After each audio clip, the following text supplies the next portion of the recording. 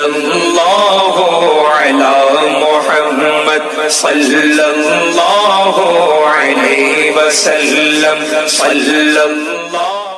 गौस का जलसा सजाया है, बगदाद वाले गौस की महफिल सजाई है आपने। अल्लाह ताला गौस पाक के गुलामों में कबूल फरमा ले। इसलिए कि बड़ी प्यारी बात मैं करने लगा हूं, तबीयत खुश होगी। मेरे गौस पाक एक दिन इबादत में मसरूफ है, इबादत में मसरूफ। आवाज आई, अब्दुल कादिर मांग क्या मांगता है, मांग क्या मांगता है। अर्ज करते मालिक तुझे खूब मालूम है अब्दुल कादिर को क्या चाहिए। रब ने फरमाया अब्दुल कादिर मांगना क्या मांगता है, अल्लाह तुझे खूब मालूम है, तू दे देना अपनी मर्जी से। रब ने फरमाया अब्दुल कादिर उदास ना हो, जो तेरा नाम लेने वाला होगा, जिसके दिल में तेरी मोहब्बत होगी, मैं उसे आग में जलने नहीं दूंगा। इससे बड़ा इनाम और क्या चाहिए, मैं उसे आग में जलने नहीं दूंगा। अल्लाह अकबर। एक दिन गौसे पाक ने फरमाया मेरा कोई भी मुरीद जो कादरी होगा वो दोज़ख में नहीं जाएगा। सुभान अल्लाह। जो कादरी होगा वो दोज़ख में नहीं जाएगा। इतनी शान वाले गौस की महफिल सजाई है और मैं किस्मत पे नाज करता हूँ, मुझे बात करने के लिए बुलाया गया है। और खुशनसीब हैं जिनको गौसे पाक ने महफिल में सुनने के लिए बुलाया गया। इसलिए कि महबूब की महफिल को महबूब सजाते हैं, आते हैं वही जिनको, आते हैं वही जिनको। आप भी पढ़ लो ना, पता चले आप भी नात वाले हो। आते हैं वही जिनको, सुभान अल्लाह, आते हैं वही जिनको सरकार बुलाते हैं। कितनी शान वाले गौस, तवज्जो करना, कितनी शान वाले गौस। अल्लाह अकबर। आपने कई बार सुना होगा, आपके वालिद का नाम क्या था, बोलिए बोलिए। माशाअल्लाह। हमारा एक भाई बोला है, हलवा तो सभी खाते हैं, जर्दा भी सभी खाते होंगे, मुर्गा भी सब खाते होंगे, कुछ बातें याद भी रखा करो ना यार। ये कुछ बातें जिम्मेदारी में आती है, उनका खाते हैं, उनके अब्बा का नाम याद नहीं है। आपके वालिद का नाम हमारे एक भाई ने बताया अबू सालेह, यही है। तकलीफ में तो नहीं है आप लोग। हजरत अबू सालेह आपके वालिद का नाम। अम्मी का नाम, अम्मी का नाम फातिमा उम्मुल खैर। ताल्लुक रखा करो मौलवियों से, कभी तो धोखे में चले जाया करो यार मस्जिद में कि मौलाना आज कुछ नबी की बातें बता दो, आज गौसे पाक के बाप का नाम बता दो। ऐसी धोखे में चले जाया करो, काम ही हो जाएगा कोई ना कोई। हाँ, मैं सही बात कह रहा हूँ। फातिमा उम्मुल खैर बहुत बार सुना होगा। रास्ते में थे, दरिया के किनारे पे थे, सेब उठा के खा लिया। रोजे से थे, पानी से इफ्तार किया, सेब खा लिया। नमाज पढ़ने खड़े हो गए, नमाज में दिल नहीं लगा। क्यों? आज सेब बगैर मर्जी से जो खाया था। आज मौलवी साहब के पास आके कहता क्या करें, दिल ही नहीं करता नमाज पढ़ने के लिए। उन्होंने बिना मर्जी के सेब खाया। और ऐसे शख्स ने जिसका दिन रोजे में गुजरता था, रात इबादत में गुजरती थी, एक सेब बिना इजाजत के खा लिया तो नमाज में दिल नहीं लगा। हम दिन भर हराम के कितने लुक़मे खाते हैं, कोई हिसाब है कोई हिसाब? दुकानदारी अपनी हम देखें, कितना हलाल कमाते हैं। अगर हमारे कपड़े का शौक है ना, उसमें इतनी लाइटें लगा दी कि खरीदने वाला अंधा हो जाए। घटिया माल भी है तो एक नंबर का लगता है। ये बात हंसने की नहीं है, ये हमारा कौम का मामला है। बिजनेस के तरीके देखिए हमारे, इतनी लाइटें लगा दी ताकि खरीदने वाला अंधा हो जाए। आ गया 2 रुपए की चीज को इतनी लाइटें लगाई हैं कि वो 100 रुपए में बेची जा रही है। दुकान से बाहर ले जाने की इजाजत नहीं, इसलिए कि राज खुल जाएगा। बाहर हाजी साहब ने लिख दिया कि बिका हुआ माल वापस नहीं होगा। मालूम है ना, घर जाके हकीकत खुलनी है, फिर कटवा के वापस लाएगा तो वापस कैसे करूंगा, मेरी दुकानदारी बैठ जाएगी।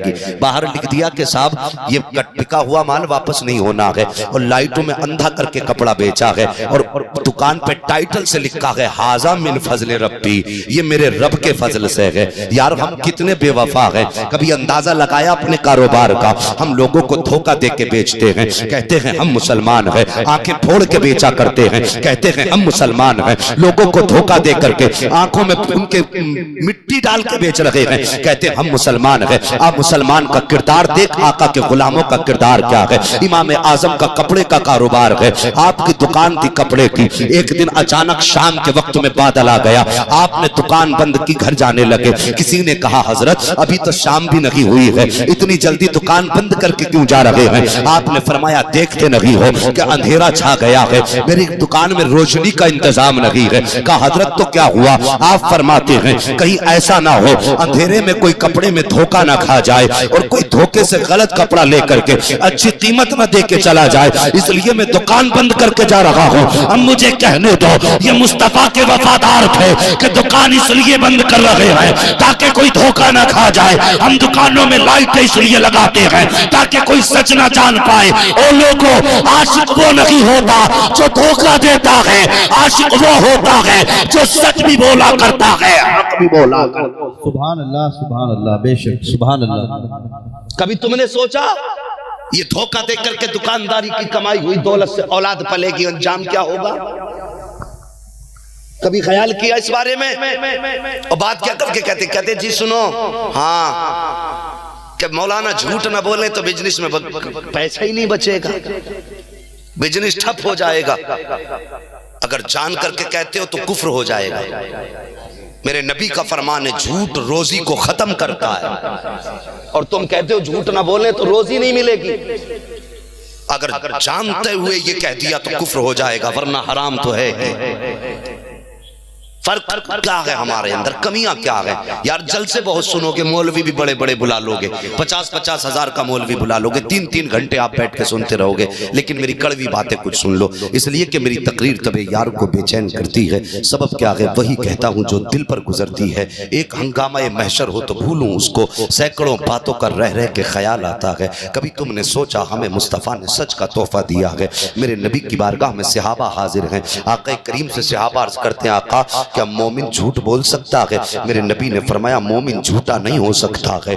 जान दे देगा लेकिन मोमिन झूठ नहीं बोलेगा, जान दे देगा मोमिन झूठ नहीं बोलेगा, कैद में चला जाएगा झूठ नहीं बोलेगा, हर सजा बर्दाश्त कर लेगा झूठ नहीं बोलेगा। आका तो मोमिन की ये अलामत बता रहे हैं कि मोमिन झूठ नहीं बोल सकता है। अब उनके बारे में क्या कहा जाएगा जो ये कहते हैं झूठ ना बोलने तो रोजी नहीं मिलती है, झूठ ना बोलने तो कारोबार में इजाफा नहीं होगा, झूठ ना बोलने तो पैसा नहीं बचता है। फर्क ये है हमने शैतान को अपना सब कुछ मान लिया है, हमने खुदा को कुछ माना ही नहीं है। यार हमारा एतमाद खुदा से उठ गया है। क्या कहोगे उन परिंदों के बारे में जो सुबह को अपने घोंसलों से उड़ते हैं, जिन्हें आज तक ये नहीं मालूम है कि हमारा रिस्क आज कहां उतरने वाला है, किस खेत में उतर के हमें दाना मिलेगा। जब शाम को वापस आते हैं तो अपना पेट भर के आते हैं, लेकिन अपने मुंह में दाना बचा के नहीं लाते हैं, इसलिए कि उनका भरोसा खुदा पे होता है। उनकी कोई खेती नहीं होती है, उनका कोई बिजनेस नहीं होता है, लेकिन आज तक कोई परिंदा फाके से नहीं मरा है, आज तक कोई परिंदा प्यास से नहीं मरा है। अगर आज के बाद कोई परिंदा तुम फाके से मरता देखो तो मेरी बात वापस कर देना। अब मैं चैलेंज के साथ कहता हूँ वो मुसलमान फाके से मर सकता है जो झूठ पे भरोसा करेगा, वो मुसलमान फाके से मर सकता है जो अपने तरीके पे भरोसा करेगा, लेकिन वो मुसलमान कभी फाके से नहीं मरेगा जो अपने आप पे नहीं खुदाए पाक पे भरोसा करे। नारे तकबीर, नारे रिसालत, नारे गौसियत, मसलके आला हजरत हजरत अल्लामा मौलाना मुफ्ती हम्माद रज़ा साहिब क़िबला, नारे तकबीर, सुभान अल्लाह सुभान अल्लाह। नाराज मत होना, ये वो बीमारियां हैं जो हमारे अंदर हैं। आज इस कमेटी ने इतनी मेहनत से ये इंतजाम किया, इस कमेटी की तरफ से ये पैगाम लेके चले जाओ, जब तक जिंदा रखेंगे सौदे में किसी को धोखा नहीं देंगे, ताकि इनकी मेहनत भी वसूल हो जाए, मेरा आना भी वसूल हो जाए। खैरियत से हैं आप लोग? हाँ, खैरियत से रहिएगा, इसलिए कि जब तक खैरियत से रहेंगे तब तक इंशाअल्लाह बात होती रहेगी।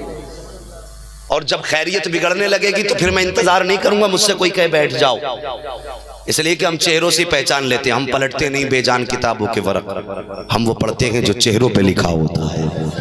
हमें पता चल जाएगा जब आपको नींद आने लगेगी। तवज्जो करना। दूसरी बीमारी हमारे अंदर दुकानदारी में क्या है? जहां एक मुसलमान ने किसी चीज की शॉप रखी, दुकान, ठीक, तो दूसरा उसके सामने खोलता जाके। कंपटीशन है कि दूसरा बिल्कुल उसके सामने खोलेगा यूं, और फिर हिसाब लगाता मेरे मिलने वाले कितने, मेरे मिलने वाले कितने। अगर चीज 21 रुपए की है, फर्ज कीजिए चीज 21 रुपए की, कोई भी प्रोडक्ट, कोई 21 का दुकानदार को पड़ रहा है, तो 1 रुपए का खुद घाटा उठाएगा, 19 में देगा। क्यों? उसका ग्राहक तोड़ना है। समझिए आप मेरी बात, उसका ग्राहक तोड़ना है। और ग्राहक की भी देखो, हम कितने अच्छे हैं। मार्केट में जाएंगे, कितने का दिया सामान, वो कहता 5 रुपए का। तू कितने का दे रहा है? 4 का। तू कितने का दे रहा है? 3 का। कंपटीशन जो लगा है भाई, एक ही चीज है, रेट गिर रहा है, एक ही चीज है, रेट गिर रहे हैं कि तूने कितने का दिया, कि 3 का। तो 5 वाले से नहीं खरीदेगा, 3 वाले से खरीदेगा। ये मिजाज है हम लोगों को। तुमने सोचा ये 3 में क्यों दे रहा है या वो 5 में क्यों दे रहा है? सिर्फ है कंपटीशन। एक दिन ख्वाजा कुतुबुद्दीन बख्तियार काकी को आपके पीर मुर्शिद ने भेजा कि जाओ बाजार से जाके दाल ले आओ। गौर से सुनना मेरी बात। क्या मंगाई? किससे? ख्वाजा कुतुबुद्दीन बख्तियार काकी से आपके पीर मुर्शिद ने कहा जाओ दाल ले आओ। आप आए मार्केट में,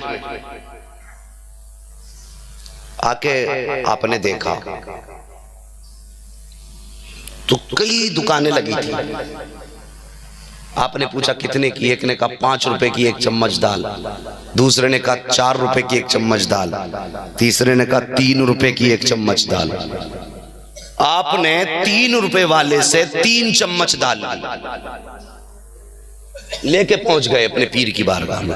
मुर्शिद की बारगाह में पहुंचे। मुर्शिद ने कहा कि इतने पैसों में इतनी दाल कैसे मिल गई? कहने लगे हजरत बाजार में 3 दुकानें लगी थी, सबके रेट अलग अलग थे। एक का रेट 5 था, दूसरे का 4 था, तीसरे का 3 था। मैं 3 वाले से लेके आया हूँ। आपके पीर और मुर्शिद ने फरमाया जा वापस ले जा, मुझे ये दाल नहीं खानी है, मुझे ये दाल नहीं खानी है। मुर्शिद की इतनी बात सुनी है, रोने लग गए। सरकार खता क्या हो गई?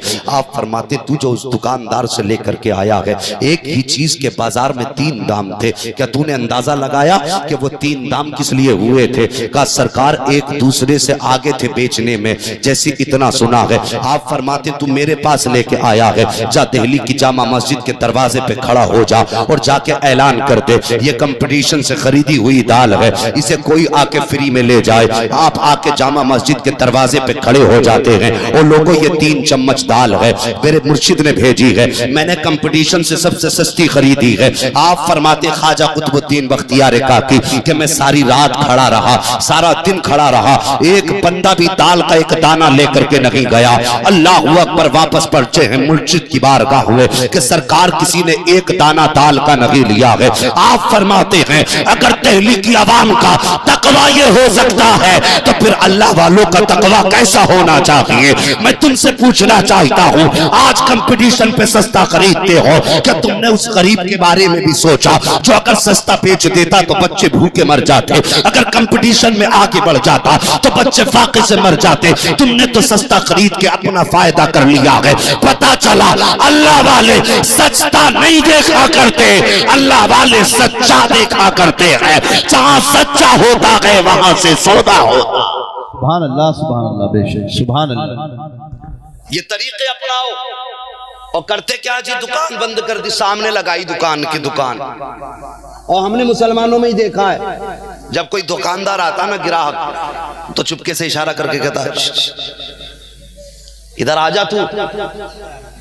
ये मैं तुमसे पूछना चाहता हूं, इधर भी कलमा पढ़ने वाला, इधर भी कलमा पढ़ने वाला, और वो एक दूसरे के चुपके से तू मेरे पास आ जा। यार ये हमारे किरदार है। आज तुझे बताऊं मुस्तफ़ा के गुलामों के किरदार कैसे होते हैं। बगदाद की मार्केट में मेरे नबी के 2 गुलामों की दुकानें हैं, दोनों की कपड़े की दुकान थी, आमने सामने दोनों की दुकानें हैं। ये बातें इसलिए नहीं बता रहा था कि आपका मनोरंजन हो या आपको मजा आए, मैं इसलिए बता रहा हूं ताकि हमें मुस्तफ़ा के नौकरों की तरह जीने का सलीका आ जाए। वरना याद रखो, अगर हमारा किरदार नहीं बदला तो लाख जलसों में आके बैठो, कोई फायदा फायदा नहीं है। 1000 मस्जिदों में जाके चिल्ले कर लो, कुछ नहीं होने वाला है। अगर कुछ भी होगा तो मुस्तफा के तरीके को अपनाने से होगा, आका के किरदार को अपनाने से होगा। गौर से सुनना मेरे प्यारे, अल्लाह अकबर। बगदाद की मार्केट में दो मुसलमानों की दुकान आमने सामने लगी हुई है। एक मुसलमान की दुकान पर शाम को ग्राहक आया, उसने कहा भाई मुझे ये कपड़ा पसंद है। उसने कहा कि मैं तुझे ये कपड़ा नहीं बेचूंगा।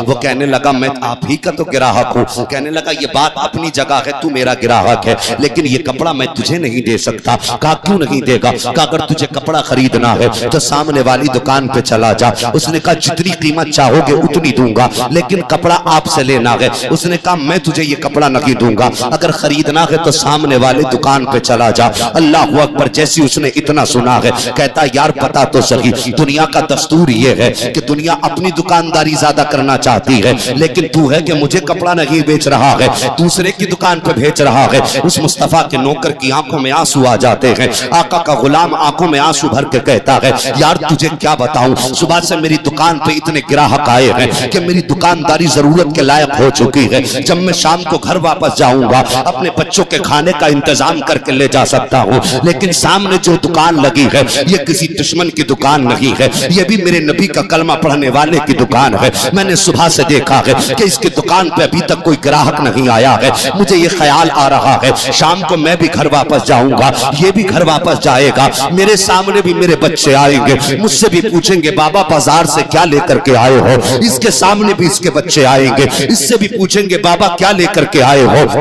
आका का नौकर कहता है कि यार मैं अपने बच्चों के लिए इतना सामान ले जा सकता हूँ कि उनकी खुशी पूरी हो जाए, लेकिन ये जो सामने मेरे नबी का कलमा पढ़ने वाला है अगर ये खाली हाथ जाएगा तो बच्चों का सामना कैसे करेगा। जब बच्चे इसकी कलाई पकड़ के पूछेंगे बाबा घर क्या लेकर के आए हो, तो वो मुस्तफा का नौकर कहता है कि आका के इस उम्मती का दिल टूट जाएगा। अल्लाह अकबर। इतना सुनना था वो आने वाला रोने लग जाता है और कहता है यार बता तो सही ये हमदर्दी आई कहां से है। तो मुस्तफा के नौकर ने कहा था कि बात सिर्फ सौदागरी की नहीं होती है, बल्कि बात जितनी है मदीने के ताजदार की बात है। मेरे आका ने फरमाया जो किसी का टूटा हुआ दिल जोड़ देगा अल्लाह उसको बिना हिसाब के जन्नत में दाखिला अता फरमा दे। सुभान अल्लाह, बेशक सुभान अल्लाह। बात समझ में आ रही है आपके? अल्लाह सलामत रखे आपको। लेकिन आप ये कोशिश कीजिए कि आप किरदार बेहतर करें, किरदार बेहतर कीजिए, अपने हालात बदलिए। अल्लाह अकबर। आज हम हराम के लाखों लाखों रुपए निकल जाते हैं, हमें फर्क ही नहीं पड़ता है। यह है कि नहीं हमारा मिजाज?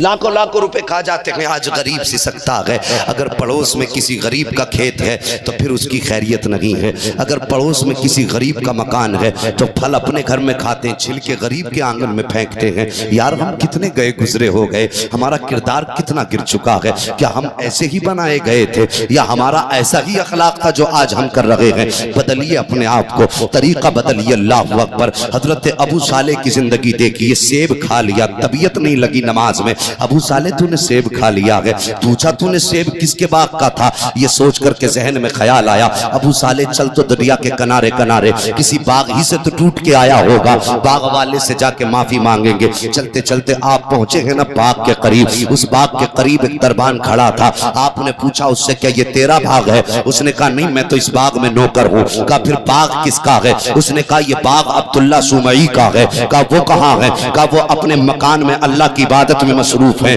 कहा उनसे जाके कह दो कोई जवान मिलना चाहता है। तवज्जो से सुनना प्यारे, बात बड़ी काम की बात बताने लगा हूँ। कहा आप उनसे जाके कह देना कि कोई जवान आपसे मुलाकात करना चाहता है। कहा ठीक है। वो अंदर गया, कहा हुजूर कोई जवान आया है। कहा काम क्या है? तो इस नौकर ने कहा कि हाथ में उसके हाथ उठे हुए हैं। उसने ये कहा कि मैंने गलती से सेब खा लिया है, मुझे इस बाग के मालिक से माफी मांगनी है। इतना सुनना था अब्दुल्ला सुमई ने फौरन अपना बिस्तर छोड़ा है, उस मकान से बाहर तशरीफ ला रहे हैं। ऐसा लगता था कि जैसे आज बड़े जमाने के बाद किसी के इंतजार के बाद कोई आया है। ऐसा लग रहा था कि अब्दुल्ला सुमई को इस आने वाले का एक जमाने से इंतजार था।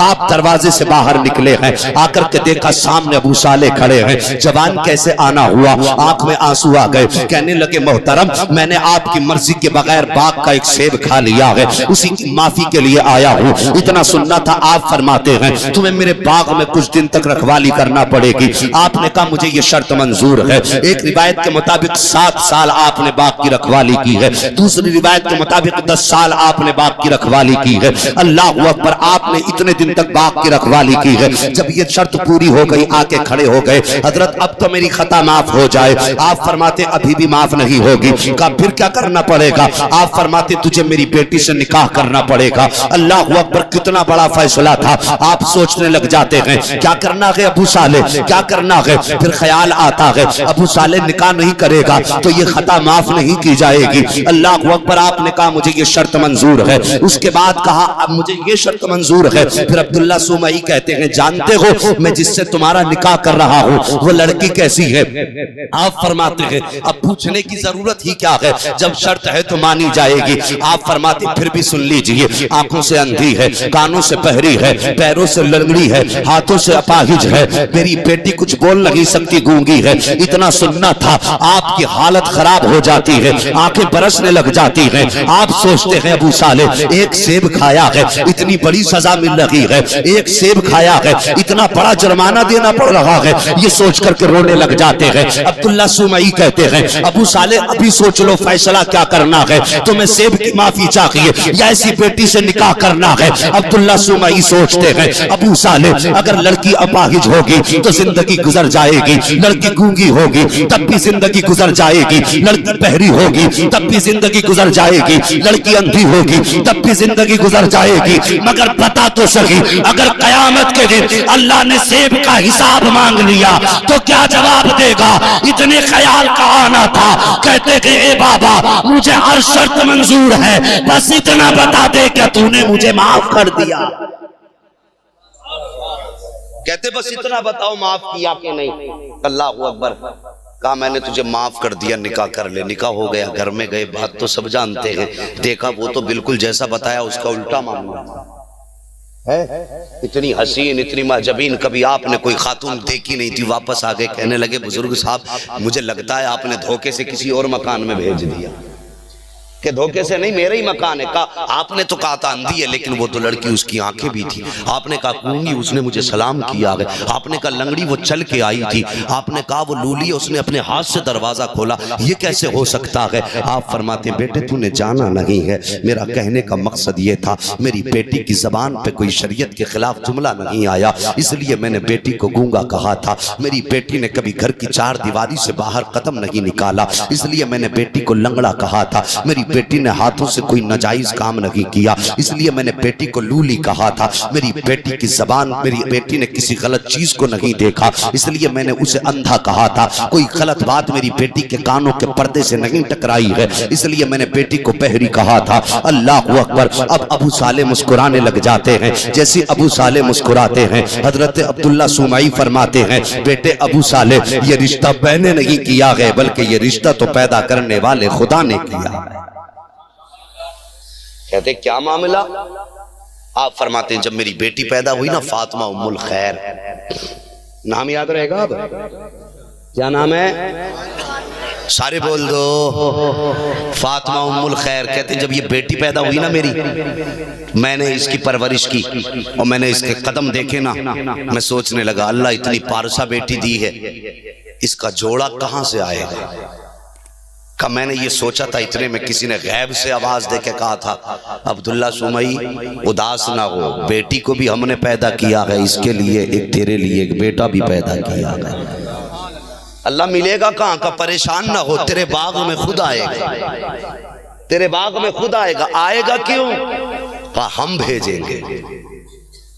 तो ये बाग में सेब का टूटना बहाना था, रब को हजरत अबू साले को हजरत अब्दुल्ला सुमई से मिलाना था, ये बहाना था। मिले, कहा ये फैसला रब का है। और जब ये दोनों मिले ना और ये चमन बना तो इसमें एक कली खिली जिसे दुनिया अब्दुल कादिर जिलानी के नाम से जानती है। सरकार गौसे पाक पैदा हुए। वो लोगों आपसे भी एक बात पूछ लूं मैं, मेरे गौस की अम्मी के पर्दे का आलम ये कि घर से कदम नहीं निकाला, क्या हमारे घर की औरतों का भी यही हाल है? घर से कदम तो नहीं निकालती हैं? हाँ बोलेंगे नहीं, इसलिए कि करीब करीब सभी मुजरिम हैं। सभी के निकलते हैं, मगर निकलते भी अलग अलग तरह से हैं। चचा आप अगर 1100 का जोड़ा ला दो तो कहेगी तुम कट के आ गए। ये अपनी मर्जी से 11,000 का ले आएगी तो कहेगी बहुत सस्ता लाई।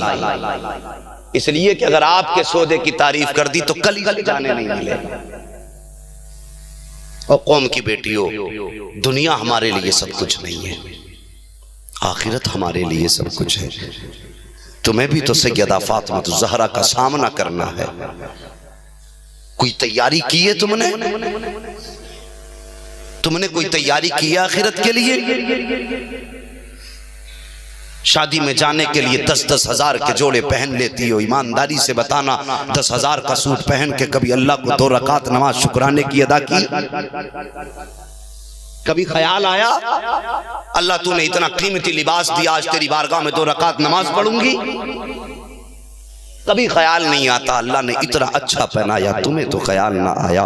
ओ लोगों, क्या कहोगे नबी की उस बेटी के बारे में जिसने सारी जिंदगी सब्र के सांचे में डाली है, जिसकी सारी जिंदगी सब्र और फाके के साथ गुजरी, जबान पे नाशुक्री नहीं आई है। और कौम की बेटी हो तुम, 10-10 हजार के सूट पहन लेती हो तब भी पर्दा नहीं होता है। नबी की उस बेटी की जिंदगी देखो जिसके बदन पे चादर थी, 72 पैबंद थे, लेकिन कभी खुले सर उसको आसमान ने भी नहीं देखा था। अल्लाह अकबर। मेरे नबी की बेटी जब घर से रुखसत होने लगी, मेरे नबी फरमाते हैं आ खदीजा जी आका, आयशा जी आका, कि मुझे बेटी को रुखसत करना है, कोई ऐसी चादर ला दो जो नई हो, मुझे अपनी बेटी को आज दुल्हन बना के रुखसत करना है। अल्लाह अकबर। हजरत आयशा सिद्दीक़ा अंदर गई हैं, आके आंखों में आंसू है, अर्ज करती हैं सरकार घर में कोई नई चादर नहीं है, आका घर में सिर्फ एक चादर है जिसमें 72 पैबंद लगे हुए हैं। मेरे नबी ने कहा खदीजा आयशा वही चादर ले आओ। हजरत आयशा वो चादर लाई है। मेरे नबी ने चादर देखी है,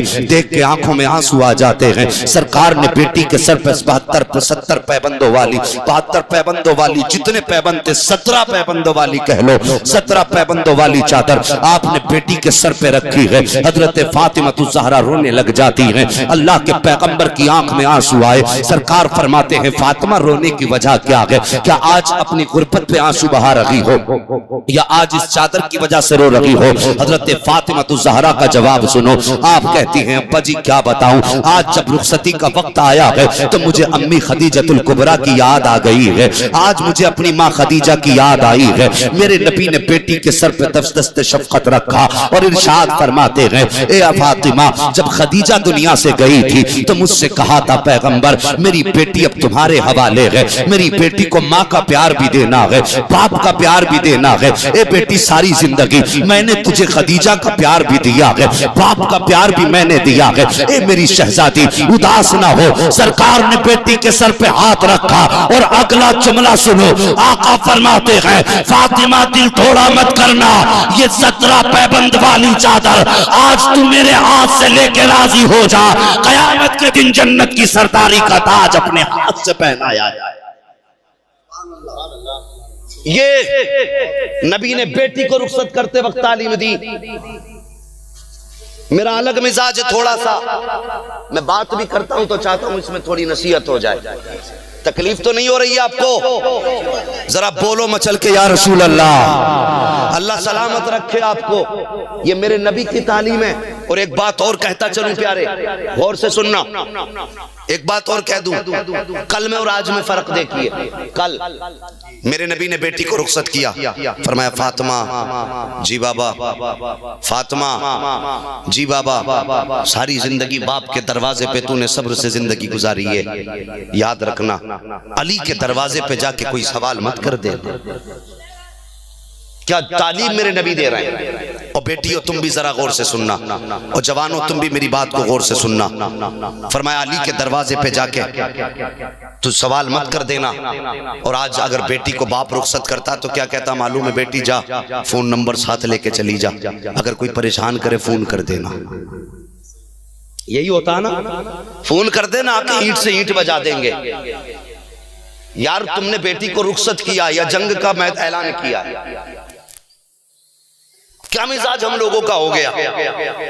हम कहते बेटी फोन कर देना, अल्लाह अकबर। मेरे नबी ने फरमाया फातिमा अली के दरवाजे पे जा तो रही हो लेकिन कोई सवाल अली से मत कर देना। इतना इरशाद फरमाया सैयदा रुखसत होकर हजरत अली के दरवाजे पर आई हैं। 3 दिन गुजर गए हैं, सैयदा का चेहरा जर्द होने लगा, हाथ पैर कांपने लगे। एक दिन अली फरमाते हैं फातिमा क्या मामला है, चेहरे पे जर्दी है, बदन पे कमजोरी के आसार हैं, फातिमा बताओ तो सही, आखिर तबीयत तो ठीक है तुम्हारी। सैयदा कहती है अली क्या बताऊं, क्या पूछना चाहते हो? का फातिमा बताओ तो सही, ये चेहरे पे कमजोरी किस लिए है? सैयदा फातिमा तो ज़हरा कहती है अली जब से आपके दरवाजे पे आई हूँ आज 3 दिन हो गए हैं, मैंने रोटी का एक टुकड़ा तक नहीं खाया है, अल्लाह अकबर, एक लुकमा नहीं खाया है। हजरत अली फरमाते हैं फातिमा क्यों नहीं खाया? अर्ज करती है ए मेरे सरताज, ए मेरे शौहर, जब से मैं आई हूँ मुझे घर के अंदर रोटी का टुकड़ा नजर नहीं आया, इसलिए मैंने एक लुकमा भी नहीं खाया। हजरत अली की आंखें बरसने लग जाती हैं। मौला अली फरमाते हैं फातिमा कम से कम अली से कह तो दिया होता, मैं रोटी का इंतजाम कर देता। जैसे इतना जुमला मेरे मौला अली ने फरमाया है, सैयदा की आंखें बरसने लग गई। आप कहती हैं अली आपको क्या बताऊं, जब मैं घर से चली थी मेरे बाप ने कहा था फातिमा अली से सवाल मत कर देना। ए अली अगर आज सवाल कर देती तो कयामत में खुदा और उसके मुस्तफा को चेहरा कैसे दिखा। ये होती है बेटियां, 5 मिनट जलसा सुने उठ के भाग गए, बन गए जन्नती। कौन ठेकेदार आता तुम्हें एक बार में जन्नत देने वाला? मेरे भी सामने लाओ, मुझे भी जन्नत चाहिए। कौम का मिजाज बिगाड़ के रख दिया। 10 मिनट बैठ जाओ जन्नती हो जाओगे। जन्नत का तेरे बाप की है, जन्नत है रसूल पाक की, और जन्नत उसे मिलेगी जिसे मुस्तफा चाहे। कान खोल के सुन लीजिए, तुम्हें नबी की महफिल में 1 घंटा बैठना गवारा नहीं है, फिर 50,000 बरस के बराबर वाले दिन शफाअत किससे मांगने जाओगे? मिजाज कौम का बिगड़ता जा रहा है। एक बार बैठेंगे हो गए जन्नती। कौन आया था? वो मौलवी हदीस सुना के गया था। यार हमें भी तो बता दो, इतनी सस्ती जन्नत अगर मिलती हो तो हम भी लेंगे। क्या फैसला तुम्हारा? जन्नत इतनी सस्ती होती तो हजरत बिलाल कोड़े ना खाते। जिसे मेरी बात से इत्तेफाक ना हो खड़े होके बोल सकता है, या तो मैं उससे खुद समझ के जाऊंगा या उसे समझा के जाऊंगा। जन्नत इतनी सस्ती होती हजरत सुनैरा की आंखें नहीं निकाली जाती। जन्नत इतनी ही सस्ती होती करबला में मुस्तफा के खानदान के 72 लाशें नहीं होते। बहुत मुश्किल है जन्नत। अगर जन्नत को ढूंढोगे तो तलवार के साए में मिलती है जन्नत। बस कम से कम अपने आप को उनके इश्क के सांचे में तो ढालने हैं। 10 मिनट बैठेंगे, चलो भाई हो गया, बन गए जन्नती, बैठिए जलसे। अल्लाह के बंदे जरा गौर कर, तुझे सिर्फ पैसे देखते हुए नबी नहीं देखते, तुझे उठ के जाते हुए भी नबी देख रहे हैं। क्या वो ये नहीं जानते जिनके लिए मैंने रातों रात सजदे में रो के गुजारी थी, आज मेरे लिए एक रात नहीं रुके? क्या लगता है आपको? मेरे नबी ने तो ये फरमाया मेरे उम्मती के पैर में कांटा चुभ जाए, उम्मती को एहसास बाद में होता, मदीने वाले को दर्द पहले होता है। इतना बड़ा कोई गमखार है नबी के अलावा? अरे यार वो इतने मेहरबान है, हम कहते हैं हम नबी के तब भी बेड़ा पार है, और मुस्तफा ये कहते हैं ये मेरे तब भी बेड़ा पार है। उन आशिकों की हर अदा पे उनकी नजर है, हर अदा पे उनकी नजर। अल्लाह अकबर। आला हजरत फरमाते और कोई गैब क्या तुमसे निहा हो भला, जब ना खुदा की छुपा तुम पे करोड़ों दुरूद। एक आशिक की बात याद आ गई, अगर थके ना हो तो बता दूं। अल्लाह सलामत रखे। मैं बड़ा खुश हो रहा हूं इसलिए कि मेरे हिस्से में क्रीम आई है। जितना छटना था वो सब निकल गया। अब मैं समझता हूं सिर्फ आशिक ही बचे होंगे। वक्त तो है ना कमेटी वालों भी? हाँ माशाल्लाह कह रहे हैं बहुत वक्त है। और पीछे वाले जो सबसे पीछे बैठे उनका क्या हाल है जी? अल्लाह सलामत रख के हाथ उठा के कह दो या रसूल अल्लाह। माशाल्लाह। ये देखो जी वीडियो में आओ मत आओ, कैमरा देखे ना देखे, ये तमन्ना लेके बैठो, मदीने वाला देख रहा है।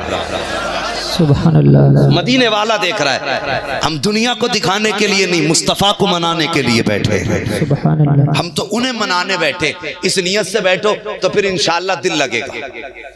है जी, बात बता दूं, एक आशिक की तबीयत खुश होगी, बोलो सुभान अल्लाह। 2 घंटे का टाइम, अल्लाह सलामत रखे, ये आपकी मोहब्बतें हैं। कमेटी वालों, अगर 2-2 उंगली दिखा के जाओगे तो फिर मेरा काम हो जाएगा। अल्लाह आपको सलामत रखे, जरा बोल दो सुभान अल्लाह। एक आशिक की दास्तान छेड़ दूं और तबीयत खुश हो जाएगी। इनमें कुछ लोग हैं जिन्होंने हज किया है, मजमे में है तो जरा हाथ उठा दे। जिन्होंने मदीना देखा है, अल्लाह सलामत रखे माशाअल्लाह। इसलिए नहीं उठवा रहा हूं मैं कि तुम्हें दिखाऊं, इसलिए उठवा रहा हूं मैं देखूं, मुझे बात करनी है। ठीक है, बैठे, इसका मतलब हाजी। अच्छा, तुमने जब मदीना शरीफ गए होगे, हजरत सलमान फारसी के बाग के ताल्लुक से सुना होगा, सुना के नहीं? सलमान फारसी का बाग, वो एक आशिक की दास्तान की कहानी है। ये तो सुना होगा, मदीने में बिना गुठली की खजूर मिलती थी, खाई भी होगी। अब तो लोग ऑपरेशन करके गुठली निकाल देते, इसलिए कि वो बाग वहाबियों ने काट दिया। ये बात सुन लीजिए, गुठली ऑपरेशन करके निकाल देते हैं। जो बाग था असली बिना गुठली की खजूरों का, वो वहाबियों ने काट दिया। क्यों? सुन्नी जाते थे, उसे चूमते थे। क्यों चूमते थे? मेरे मुस्तफा ने अपने हाथों से लगाया था। है उस बाग की एक कहानी सुना दी। कमेटी वालों, तवज्जो आपकी भी चाहिए। मुझे लगना चाहिए आप नात नहीं, तकरीर भी सुनना जानते हो, क्योंकि बात तो नबी की होगी ना, लहजे में हो या बातों में हो, मिठास तो बराबर आनी है ना। क्यों हजरत, खैरियत है? हाँ, बस दुआएं चाहिए मेंबर वालों की माशाअल्लाह। बोल दो जरा सुभान अल्लाह। मेरे नबी दीवान अपने आशिकों पे कितनी नजर रखते हैं और कितना गहरा ताल्लुक है। आका की अंजुमन सहाबा की ऐसे सजी, सामने सहाबा बैठे, बहुत गौर से सुनना, सामने सहाबा बैठे, उनमें सरकार का एक बूढ़ा सहाबी है, दाढ़ी के बाल सफेद, सर के बाल सफेद। अचानक आका को देखते देखते आका का वो गुलाम रोने लग गया। क्या कमी होगी उस महफिल में, जहां सामने वो बैठा जिसके सदक़े में कायनात बनी है। वो कितनी मुबारक आंखें होंगी जो महबूब का चेहरा तकती होंगी, कितनी मुबारक आंखें होंगी। सहाबा देख रहे हैं, एक सहाबी बैठे बैठे रोने लग गए। रोने लगे ना, मेरे नबी की नजरें करम उठ गई। वो पैगंबर जो जानवरों को रोता हुआ नहीं देख सकता, वो सहाबी को कैसे रोता हुआ देख सकता है? बात समझ में आएगी तो बोलेंगे सुभान अल्लाह। वो सहाबी को कैसे रोते हुए देख सकता? मेरे नबी ने फरमाया, सलमान जी आका का मेरे बूढ़े सहाबी रोने की वजह क्या है? अर्ज करते हैं, सरकार क्या बताऊं, कितने बाजारों में बिका हूं।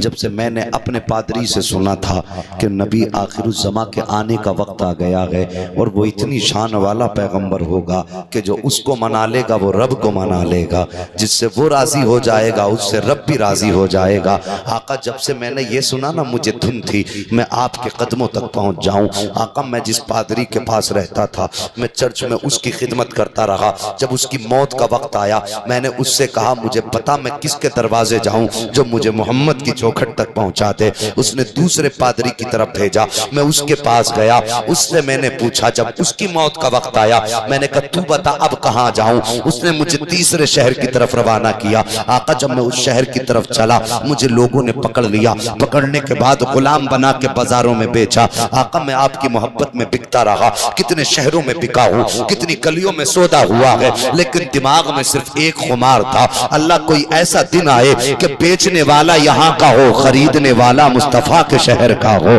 खरीदने वाला मुस्तफा के शहर का हो। आका इस उम्मीद पे बाजारों में बिकता रहा। बिकते बिकते एक दिन शहर मदीना आ गया। मुझे पता चला कि आखिरी पैगंबर हिजरत करके इसी मदीने में आएंगे। सरकार, जब आप हिजरत करके आए, उस वक्त में खजूर के बाग में मौजूद था। मुझे पता चला कि आप आ गए हो तो आका मैं आ गया और आपने गुलामी में ले लिया, लेकिन एहसास इस बात का है आका कल मुझे जिस यहूदी ने खरीदा था आज भी उसका गुलाम हूँ। आका दिल पे आपका कब्जा है, मेरी जान पे उसका कब्जा है, सरकार बस इस ख्याल में रुला दिया है आका कहीं उसी की गुलामी में तो दुनिया से न चला जाऊं। आका मेरा दिल चाहता था कि मेरी जान पे भी आपका कब्जा हो, मेरे ईमान पे भी आपका कब्जा हो, सरकार मुझे उसकी गुलामी से आजाद होने की तमन्ना है। मेरे नबी ने इतना सुना है, इरशाद फरमाते हैं जा सलमान अपने मालिक के पास चला जा, उससे जाके पूछ कर वो तुझे बेचेगा। इतना सलमान फारसी ने सुना है, आंखें बरसने लग गई, रो के कहते हैं आका मुझ बूढ़े को कौन खरीदेगा, मेरा तो कोई खरीदार भी नहीं है। मुस्तफा मुस्कुरा के फरमाते हैं सलमान जिसका कोई खरीदार नहीं उसका मदीने वाला खरीदार है। सुभान अल्लाह सुभान अल्लाह। जिसका कोई खरीदार नहीं उसका मदीने वाला खरीदार है, सुभान मदीने वाला खरीदार है। इतना जुमला कहा मेरे नबी ने, कहा जाके पूछ तो 70 साल के बूढ़े की चाल क्या होती है, कैसी होती है, देखा होगा जब चलता है ना तो कदम भी डगमगाते हैं, हाथ पैर भी कांपते हैं, होठ भी हिलते हैं। ये सलमान फारसी की चाल थी। लेकिन जब आज जा रहे हैं ना अपने मालिक यहूदी के दरबार में, आज चाल बदल गई, ढाल भी बदल गया। यहूदी कहने लगा सलमान, कहा क्या, कहा आज अंदाज बदले हुए नजर आ रहे हैं, क्या मामला। आप फरमाते बेचेगा, उसने कहा तुझ बूढ़े को कौन खरीदेगा, मुस्कुरा के कहते हैं मेरा नबी खरीदेगा। कीमत बता, कीमत बता। वो कहने लगा आज मजा आया, आज दुश्मन को नीचा दिखाने का मौका है। उसे पता नहीं था आज पाला किससे पड़ गया है। वो सोचने लगा आज मौका लगा है, अपने 4 यारों को बैठा के कहने लगा करना क्या है, मामला मोहम्मद का है। उसने कहा इतनी कीमत बता दो जो वो दे ना पाए। कहने लगा यार सुना 7-7 दिन उनके घर में चूल्हा नहीं जलता, कई दिन का फाका होता है। कहने लगा हाँ तभी तो मजा आएगा, कीमत बढ़ा के बताना ताकि मोहम्मद न दे पाए। इन्हें पता नहीं था मेरे नबी की शान का मामला तो ये है, मालिक के कौनैन हैं, गोपास कुछ रखते नहीं, 2 जहां की नेमतें हैं उनके खाली हाथ में, आज सौदा किससे हो रहा है। यहूदी कहता जा अपने नबी से जाके कह दे अगर तुझे खरीदना चाहते हैं तो मुझे 250 ग्राम सोना चाहिए, 250 ग्राम सोना चाहिए, और मुझे उसने कहा तो 2.5 किलो चांदी चाहिए, और 100 पेड़ खजूरों के चाहिए, और खजूर के पेड़ भी ऐसे हो जिन पे फल लगा हो, वो भी पका हो। पता था कि ये मौसम खजूरों का नहीं है, लेकिन फिर भी इतनी बड़ी शर्त लगाई। और कहता सलमान, कहा हाँ, और ये भी कह देना 7 दिन के अंदर इतना सामान चाहिए, अगर 7 दिन में ये कीमत नहीं दी गई तो तुम आजाद नहीं होगे। सलमान ने गर्दन झुकाई है, आका की मस्जिद में तशरीफ लाए, नमाज अदा की। मुस्तफा फरमाते सलमान पूछा मालिक से कितनी कीमत लगाई है, कहते आका हाँ। का बताओ कितनी कीमत लगाई है। अर्ज करते सरकार कीमत तो बहुत लगाई है। का बता तो सही कितनी कीमत लगाई है। अब जो समझदार होंगे इंशाअल्लाह चुप नहीं बैठेंगे, अल्लाह सलामत रखे आपको। का कीमत कितनी लगाई है। सलमान कहते हैं 250 ग्राम सोना मांगा है, 2.5 किलो चांदी मांगी है, 100 पेड़ खजूरों के मांगे हैं, वो भी ऐसे जिन पे खजूर लगे हो, वो भी पके हुए होने चाहिए। आका मौसम भी नहीं है और वक्त 7 दिन का दिया है। मेरे मुस्तफा मुस्कुरा के कहते हैं सलमान बस इतनी सी कीमत लगाई है। सुभान अल्लाह। अल्लाह तुम्हारी समाअत सलामत रखे। सुभान अल्लाह। बड़े अच्छे लोगों में बोल रहा हूँ, तबीयत खुश हो गई। नारे तकबीर, नारे रिसालत, नारे हैदरी, नारे गौसियत, फैजाने शाहदी और रजा, खतीबे हिंदुस्तान हम्माद रजा साहब क़िबला, नारे तकबीर। सुभान अल्लाह माशाअल्लाह। मेरे आका ने क्या फरमाया, बस इतनी सी कीमत। आका जी वो तो ठीक है ना, कीमत तो कम है लेकिन वक्त भी बहुत कम रखा उसने। कितना का 7 दिन। फरमाया चीजें कितनी है, का 3 दिन, कितने 7। मुस्तफा फरमाते 4 दिन तो फिर भी ज्यादा है ना। 4 दिन तो ज्यादा है ना। हजरत सलमान मुस्कुराने लग गए। अल्लाह अकबर। 1 दिन गुजरा, 2 दिन गुजरा, 3 दिन जब गुजर गए ना, चौथा दिन आया। आका की बारगाह में नमाज पढ़ के बैठ गए। मेरे मुस्तफ़ा का चेहरा देख रहे हैं। आका फरमाते हैं सलमान खैरियत तो है ना? अर्ज करते हैं सरकार बाकी तो खैरियत है, दिन 3 बचे हैं। आका बाकी तो खैरियत है, दिन 3 बचे हैं, अभी एक भी कीमत नहीं दी गई है। मेरे नबी फरमाते परेशान क्यों होता है? इतने में एक सहाबी आए, एक अंडा लेकर के आका की बारगाह में पेश किया। सरकार फरमाते सलमान चल तेरा काम आज ही कर देते हैं। फरमाया अल्लाह दामन फैला। सलमान फारसी ने यूं दामन फैलाया, मेरे मुस्तफ़ा ने अंडा उनके दामन में रखा। फरमाया जा अपने मालिक के पास चला जा, अगर वो पूछे क्या लेके आया है तो कहना कीमत लेके आया हूँ। वो पूछे कितनी लाया है तो कह देना खुद देख ले, बस काम हो जाएगा। अब जब सलमान फारसी गए हैं तो सीना चौड़ा है, बाजू हाथ हिल रहे हैं और यूं जा रहे हैं जैसे कोई पहलवान आ रहा हो। उसने सामने से देखा, कहने लगा लगता है सलमान का कोई काम हो गया है। सलमान फारसी करीब पहुंचे, कहा कैसे आए हो? कहा मेरे नबी ने कीमत भेजी है। कहा क्या लाया है? कहा खुद देख ले, खुद देख ले। कहा कितनी है? कहा तोलना तेरा काम है, लाना मेरा काम था। उसने खोल के जब देखा आपके दामन में 250 ग्राम सोना मौजूद था। उसने उसको वजन किया तो पूरा 250 ग्राम था। सर पकड़ के बैठ गया, कहने लगा अफसोस मैंने 250 ग्राम क्यों मांगा था, 2.5 किलो मांग लिया होता, कम से कम नस्लें पल जाती। आप मुस्कुरा के कहते यार अब भी कम कह रहा है, अगर तनो मांगता मोहम्मद की चौखट से वो भी दे दिया जाता। सुभान अल्लाह, सुभान अल्लाह। जब पता ही नहीं सौदा किससे कर बैठा है। मालिक कौनैन है, गोपास कुछ रखते नहीं। वो जलसे में बैठने वालों, सुबह को जाने वालों से कहना तुमने यारी अपने बिस्तर से लगाई थी, हमने यारी मदीने वाले से लगाई। वाह वाह, सुभान अल्लाह, सुभान अल्लाह। तुम्हें नींद प्यारी थी, हमें मदीने वाला प्यारा है। वाह वाह, तुम तो सो के खो गए थे, हमने मदीने वाले की प्यारी बातें सुनी है।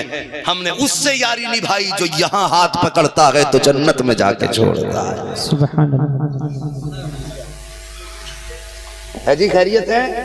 हाँ, दाएं बाएं देखते हो मुझे डर लगने लग जाता है। माशाअल्लाह, ये आपकी मोहब्बत है, चारों तरफ देख के सुन रहे हैं। अल्लाह सलामत रखे आपको। तो मैंने जो बात कही याद रखना कि यारी उस नबी से लगाओ जो यहाँ नहीं छोड़ता, हाथ पकड़ता है तो जन्नत में जाके छोड़ता है। ये बिस्तर भी एक दिन छिन जाएगा, लिहाफ भी कोई उतार लेगा, कपड़े भी कैंची से काट दिए जाएंगे। जो बदन का कपड़ा होगा उसकी कोई कीमत नहीं होगी, सिर्फ सफेद कपड़े में लपेट के मनो मिट्टी में डाला जाएगा ना, तो उस वक्त तुम्हारा बिस्तर काम नहीं आएगा, उस वक्त मदीने वाला काम आएगा। सुभान अल्लाह, सुभान अल्लाह। मुत्तफिक है ना मेरी बात से? तो मुत्तफिक है तो सारे बोले ना या रसूल अल्लाह, या रसूल अल्लाह। सुभान अल्लाह। ऐसा लग रहा जलसा भी शुरू हुआ है। सुभान अल्लाह। और आपकी सदाएं सुन के बिस्तर पे लेटे हुए लोग सोच रहे होंगे लगता है हम ही आए थे, लगता है बस हम ही आए थे। आवाज बता रही है पूरा मजमा बैठा हुआ है। सुभान अल्लाह। कोई बात नहीं, कुछ कुर्सियां खाली हुई हैं तो फरिश्ते तो आ चुके हैं ना। सुभान अल्लाह, सुभान अल्लाह। अल्लाह हमारी हाजिरी कबूल कर ले। आमीन। हम उससे दिल लगा के बैठे हैं जिसके सदके में सारे दिल वाले बनाए गए। सुभान अल्लाह, सुभान अल्लाह। आप साइड में बैठे कोई बात नहीं, लेकिन सुनते रहना। हाँ माशाअल्लाह, कोई बात नहीं है। फरमाया ये सोना तो बहुत कम तू हिसाब लगा रहा है। आ गए वापस, आए ना अगले दिन, एक दिन गुजर गया, 5 दिन हो गए। दिन कितने बचे? दिन कितने बचे? हाँ, सारी बात याद कर लें। ये वहां भी कहते हैं नबी को इख्तियार नहीं, तमाचा मारना मुंह पे।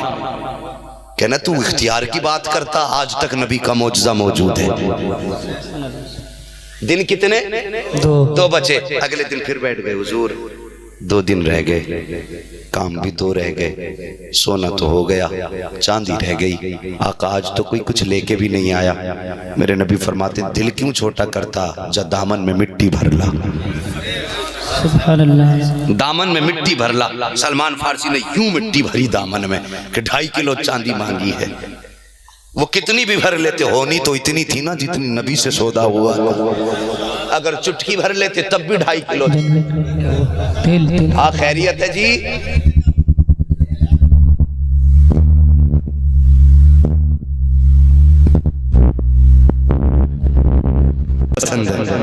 अल्लाह सलामत रखे तो खुशी से बोलो सुभान अल्लाह। सुभान अल्लाह, सुभान अल्लाह। फरमाया मिट्टी ले आ दामन में।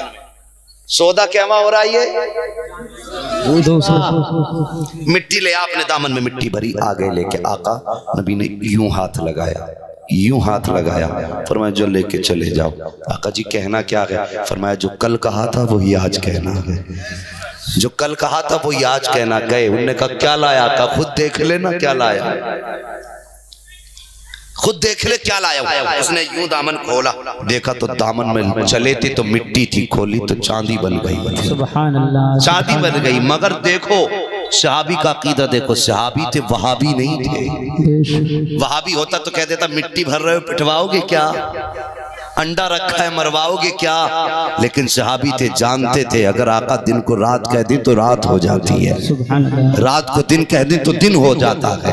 अकीदा था ना। मिट्टी लेके पहुंच गए, चांदी तोला तो पूरी की पूरी थी। कहने लगा यारो जरा इकट्ठे हो, बात बिगड़ती जा रही है। हमने तो मोहम्मद को गरीब समझा था, देखो तो कितना जो मांगा वो पूरा दे रहे हैं। उसके साथ ही कहने लगे यार चल छोड़, ये तो कहीं से आ गई होगी, ये 100 पेड़ कहाँ से लाएंगे, 100 दरख्त कहाँ से लाएंगे। और रह गई बात लाने की, अगर किसी सहाबी ने दे भी दिए तो उन पे फल कहां से लाएंगे, और वो भी पके हुए, जबकि मौसम भी नहीं है। पता नहीं था सौदा किससे हो गया है, सौदा किससे हुआ है ये नहीं पता था। जब तीसरा दिन आया ना, जो छठा दिन था, खड़े आका की बारगाह में, वो तो चांदी दे के आके बैठ गए। कहने लगे आका अब तक तो खैर थी, अब ये 100 पेड़ कहां से आएंगे। फरमाया मेरे नबी ने तू क्यों परेशान होता, सौदा तो मोहम्मद ने किया है, सौदा तो हमने किया। का एक दिन रह गया। मेरे नबी ने फरमाया सलमान जी आका चल आज तेरा काम ही कर देते। मुस्कुराने लगे। आका जी फरमाइए हुक्म क्या? फरमाया अली को बुलाओ। किसको बुलाओ? अली का नाम आए और मुरझा जाए सुन्नी का।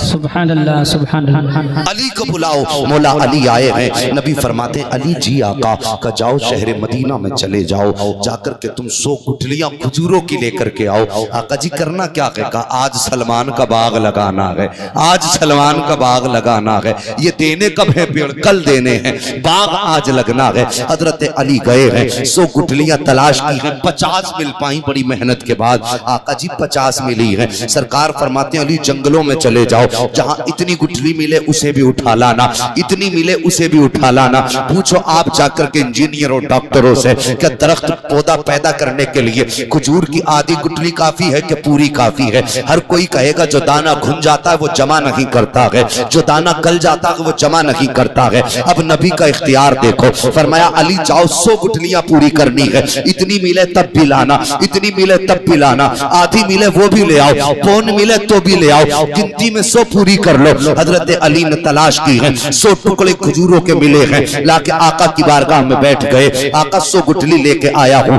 मुस्तफा फरमाते उठा लो इन गुठलियों को। हजरत अली ने गुठलियां उठाई है, सलमान फारसी ने फावड़ा उठाया है। आका आगे आगे, पीछे पीछे अली जा रहे हैं, उनके पीछे सलमान फारसी जा रहे हैं। जंगल में पहुंचे हैं, सामने यहूदी बैठा हुआ था। सोचने लगा अब ये कोई नया काम करने आ गए हैं। उसने क्या देखा है कि पैगंबर इस्लाम फरमाते हैं जल्दी करो सलमान। आका करना क्या है? का गड्ढे खोदो। 100 गड्ढे सलमान फारसी ने खोदे हैं। यहूदी हंस रहे थे। जैसी 100 गड्ढे उन्होंने खोदे, मेरे मुस्तफा ने एक एक गुठली डालना शुरू की है। गुठली डाली है, सलमान फारसी ने फिर मिट्टी डाली है। हजरत अली उन गड्ढों में पानी डाल रहे हैं। जब पानी डाल के तैयार हो गया, यहूदी बातें करने लगे, देखो यार कितनी बेवकूफी है इनकी कि एक रात में ये पूरा बाग जमाने आए हैं। वो यहूदी कहने लगा यार तुम्हें नहीं लगता, मुझे डर लग रहा है, जिसने सोना दे दिया वो बाग भी जमा देगा, जिसने चांदी दे दी है वो बाग भी जमा देगा। जैसे इसने इतना कहा है, यहूदी कहने लगे आओ काम की बात करें। सर जोड़ के बैठे, कहीं ने जाने दो। का फिर का जैसी ये चले जाएंगे, गुठली हम निकाल के ले जाएंगे। जब गुठली नहीं होगी तो बाग कहां से जमेगा? काम पहले तमाम कर देंगे। ये मशवरा हुआ, लेकिन पता नहीं था सौदा मदीने वाले ने कर दिया। सुभान अल्लाह, सुभान अल्लाह। पता नहीं था सौदा किससे हुआ है। जब मेरे नबी ने बाग लगा दिया ना, ये चले गए तो यहूदी जल्दी जल्दी खुशी में आए। वो गड्ढा खोदा इन्होंने, गुठली निकाल के ले गए। क्या किया इन्होंने? गुठली निकाल के ले गए। अब नबी तो चले गए, हजरत सलमान फारसी भी चले गए। तो ये यहूदी तो मारे खुशी की टांगे फैला के सोया, बाग तो सुबह को होने ही नहीं है, क्योंकि गुठली तो मेरे सरहाने के नीचे है। आराम से सोया, लेकिन नबी के सलमान को रात भर नींद नहीं आई। उन्हें उस सुबह का इंतजार था जो उनकी आज़ादी की सुबह आने वाली थी। उस सुबह का इंतजार था जिस दिन मुस्तफ़ा का सौदा पूरा होने वाला था। जैसी सुबह को फजर में हजरत बिलाल ने अजान दी है, सलमान फारसी बिस्तर से फौरन उठे हैं। क्या लगता है किधर गए होंगे? मस्जिद गए होंगे? नहीं, पहले बाग में गए थे, पहले बाग में गए हैं। जाके क्या देखते हैं? 100 पेड़ खड़े हैं, फल भी लगे हैं, वो भी पके हैं। आ गए हैं मस्जिद नबवी में। अब जैसी मस्जिद नबवी में कदम रखा है, सलमान मुस्तफा को देख रहे हैं, मुस्तफा सलमान को देख रहे हैं। ये भी मुस्कुरा रहे हैं, वो भी मुस्कुरा रहे हैं। मेरे नबी ने फज्र की नमाज पढ़ाई है। सलमान फारसी अर्ज करते हैं, आका जी अब यहीं रुक जाऊं? मेरे नबी फरमाते, ना सलमान, अभी मत रुकना, अपने मालिक के दरवाजे चले जाओ। आका जी सौदे की बात तो पूरी हो गई। मेरे नबी फरमाते, सलमान जाओ, मोहम्मद जमाने को बताना चाहता है कि मैं अपने गुलामों से कितना प्यार करता। सुभान अल्लाह। नारे तकबीर, नारे रिसालत, नारे गौसियत, फैजाने शाहजी और रजा, खतीब हिंदुस्तान हम्माद रजा साहिब क़िबला, सरजमीनी देवरनिया नई बस्ती, नारे तकबीर। सुभान अल्लाह। सलमान फारसी उठे फजर के बाद, अपने मालिक के घर आ गए। मालिक कहने लगा, सलमान कहाँ गया तुम्हारे पेड़? सलमान फारसी यूं बैठे, कुछ नहीं बोला। नबी ने फरमाया, कुछ मत कहना, तुम बैठ जाना, चुप। बैठे। उसने ताने देने शुरू किया, आप बैठे। थोड़ी देर गुजरी, दरवाजा बजने लगा। उसने कहा, कौन है दरवाजे पे? बाहर से आवाज आई, अली आया है। सुभान अल्लाह, सुभान अल्लाह, सुभान अल्लाह। बहुत खूब, माशाअल्लाह, सुभान अल्लाह। क्या आवाज आई? अली आया है। आपकी पंचायत अभी नहीं निपटी, शायद जब इसका पेमेंट हो जाएगा तब आपकी पंचायत निपटेगी। खैर कोई बात नहीं है। कौन आया दरवाजे पे? अली। अली। जैसी दरवाजे पे अली का नाम सुना, यहूदी दौड़ करके आया, दरवाजा खोल के कहने लगा, अली क्या रहा तुम्हारा सौदा? मुस्कुरा के कहते हैं, तुझे पता नहीं है, मैं सलमान को लेने आया हूँ, सलमान को लेने आया हूँ। कहा मेरे 100 पेड़ तो मिले नहीं है। कहा किसने कह दिया? जाके देख तेरे 100 पेड़ तैयार हैं। कहने लगा, ऐसे नहीं मानूंगा। कहा क्यों? कहा देखूंगा तब मानूंगा। हजरत अली ने हाथ पकड़ा, ला के खड़ा किया वहां पे जहां 100 पेड़ थे। 100 पेड़ों में ला के खड़ा कर दिया। कहा गिन ले, पूरे 100 पेड़ हैं, फल भी लगे हैं, वो भी पके हैं। ये सर पकड़ के बैठ गया। कहता, अली ये पौधे जम कैसे आए? ये पौधे जम कैसे आए? कहा किस लिए? कहा गुठली तो मैं ले गया था, ये जमे कैसे हैं? आपने एक खजूर तोड़ी, फरमाया इसे खा के देख। उसने खजूर खाई, गुठली नहीं थी। उसने कहा न जड़ में गुठली थी, न फल में गुठली थी, मामला क्या है? अली बोले, पता नहीं, तूने सौदा मदीने वाले से कर दिया था। सुभान अल्लाह, सुभान अल्लाह। बहुत खूब, जिंदाबाद, सुभान अल्लाह। ये पेड़ भी तेरे, ये सोना भी तेरा, ये चांदी भी तेरी, सलमान मेरा हो गया। सुभान अल्लाह। सलमान मेरा हो गया। कहने लगा, जी अली मैं ऐसे नहीं मान सकता। क्यों? का नबी के पास लेके चल। नबी के पास, तेरा काम तो हो गया। कहा नहीं जी, सौदा वहीं पूरा होगा। और कहने लगा, मैं अकेला नहीं जाऊंगा, बच्चे लिए उसने, बीवी ली अपनी, और यार दोस्त थे, सब लेके पहुंच गया। मेरे नबी ने फरमाया, कहो कुछ कमी रह गई क्या? आका फरमाते, सुन, सोना भी तेरा, चांदी भी तेरी, बाग भी तेरा, सलमान मेरा। उसने वो जो लाया था ना घर से उठा के सोना चांदी, आका के कदमों पे रख के कहता, आका जी चांदी भी आपकी है, सोना भी आपका है, पेड़ भी आपके हैं, सलमान भी आपके हैं, बस इतना कह दीजिए मैं भी आपका हो गया। सुभान अल्लाह, सुभान अल्लाह। मैं भी आपका हो गया। मेरे नबी ने कलमा पढ़ा के मुसलमान बना दिया। सुभान अल्लाह। ये नबी गुलामों से प्यार करते हैं। जब आ गई हैं जोशे रहमत पे उनकी आंखें, रोते हंसा दिए गए, जलते बुझा दिए। सुभान अल्लाह। तो उस नबी से यारी करो ना, उस नबी से प्यार करो जिसकी यारी कभी धोखा नहीं देती है, सुभान अल्लाह। जिसका प्यार कभी धोखा नहीं देता। बदलो अपने तरीके। मेरे गौस ऐसे घराने में जलवागर हुए जिसकी माँ पारसा, बाप पारसा, उस घराने में जो बेटा पैदा हुआ ना, अब्दुल कादिर, नाम अब्दुल कादिर, लेकिन शान कादिरों वाली है। सुभान अल्लाह। कितनी शान वाले हैं। इजाजत हो तो 2 बातें सरकार गौसे पाक के ताल्लुक से बता दूं। इतनी शान वाले, कितनी शान वाले। आप पैदा हुए और पैदा होने के बाद ना एक दिन माँ की गोद में बैठे, माँ की गोद में बैठे, कहते अम्मा जी हाँ बेटा मेरा एहसान है आप पे। माँ कहने लगी बेटे मुझ पे एहसान, गोद में मैंने पाला, दूध मैंने पिलाया, उंगली पकड़ के मैंने चलाया, बेटे आज माँ पे एहसान मेरे। गौस फरमाते हैं हाँ माँ। कहा बेटे कब का एहसान, तुमने कब एहसान कर दिया? आप कहते हैं अम्मी याद है एक दिन आप बाग में टहल रही थी अंगूरों के, आपने एक पका हुआ अंगूर का गुच्छा देखा था? हाँ। कहा उसमें तुम्हारा मन चाहा था कि अंगूर तोड़ के खा लें? कहा हाँ। कहा फिर आपने हाथ बढ़ाया था? कहा हाँ। कहा फिर तोड़ा था? कहा नहीं। कहा क्यों नहीं तोड़ा था? कहा बेटे मेरे पेट में दर्द होने लगा था। माँ मालूम है वो दर्द क्यों हुआ था? कहा नहीं। कहा मैं तुम्हें बताऊं, जिस अंगूर के खोशे पे तुमने हाथ बढ़ाया था उसके ऊपर बिच्छू बैठा हुआ था, अगर आप हाथ बढ़ाती वो काट लेता। मां मैंने इशारा कर दिया था तब आपका हाथ रुका था, इसलिए मेरा एहसान है आप पे। मां ने लाल का माथा चूमा, प्यार किया। मां तो मां होती है साहिबो, और तुम मां से प्यार किया करो, मां से मोहब्बत किया करो। आज सोसाइटी के बारे में मैं क्या कहूं, आज दुनिया खुद ये तमाशा देख रही है। अल्लाह अकबर, बेटों की शादियां हो जाती हैं तो माँ बाप को पलट के नहीं देखा करते हैं, बेटों की निकाह हो जाया करते हैं तो माँ बाप की आंखों में आंसू होते हैं, बेटों को परवाह नहीं होती है। मगर खैर हो उन सास ससुरों की जो सीधी बहुओं का जीना हराम कर देते हैं। खैर ये दोनों तरफ से नहीं है। कहते हैं जी मौलाना अब्बा का अदब बता देना जरा लोंडो। ठीक, हम तो अब्बा का बता के चले गए, फिर अब्बा ने पूरा फायदा उठाया। अगर बहू सीधी मिल जाए तो उसका जीना हराम। ये हमारा मुआशरा है। ये मैं घर की बात नहीं कर रहा हूं, किसी एक की, हर घर की कहानी है। या तो कहते हैं बहू खराब है या कोई कहता सास खराब है, दो ही बातें होंगी, बहू खराब या सास खराब, कोई ना कोई एक खराब। अगर दोनों ठीक हो जाए तो झगड़े ही खत्म हो जाएंगे। हम लोगों के मिजाज बड़े खराब है। जब बेटे का रिश्ता करते हैं ना तो कहते हैं मेरा बेटा 50,000 कमा रहा है, बिला वजह में झूठी पेल रहा है, बेटा 50,000 कमा रहा है, पूरा घर चला रहा मेरा बेटा, और शादी के 6 महीने नहीं आते बुला के कहते हैं यार समझाओ ना, एक पैसे का काम नहीं करता ये। इसमें भी ठगबिद्दी चल रही है भाई कि यार समझाओ ना, कुछ करता ही नहीं, खाली टहलता रहता है।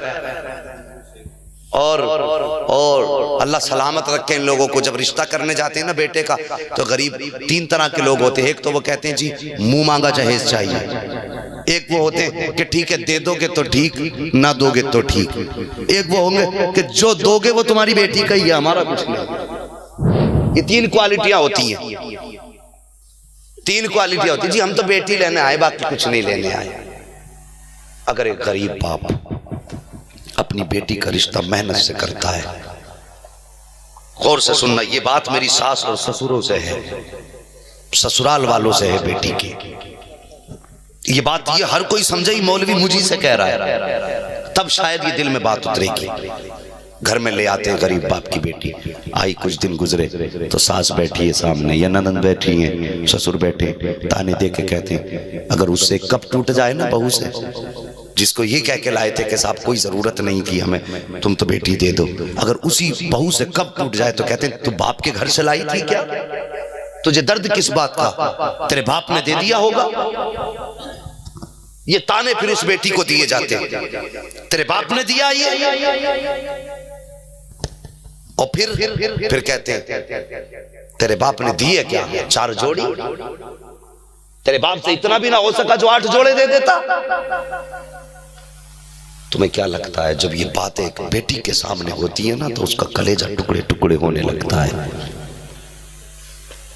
आप भी किसी बेटी के बाप हो, आपकी बेटी भी किसी घर की बहू बनेगी, आपके घर जो आई है बहू बन के वो किसी बाप की बेटी है, किसी माँ के जिगर का टुकड़ा है वो भी उस माँ की लाडली है, उसकी माँ ने भी उससे उतना प्यार किया जितना तेरी माँ ने तुझसे प्यार किया है। अगर तेरी माँ तेरे लिए रात रात भर जागी है तो इसकी माँ भी इस बेटी को गोद में लेके आधी आधी रात खड़ी रहती थी।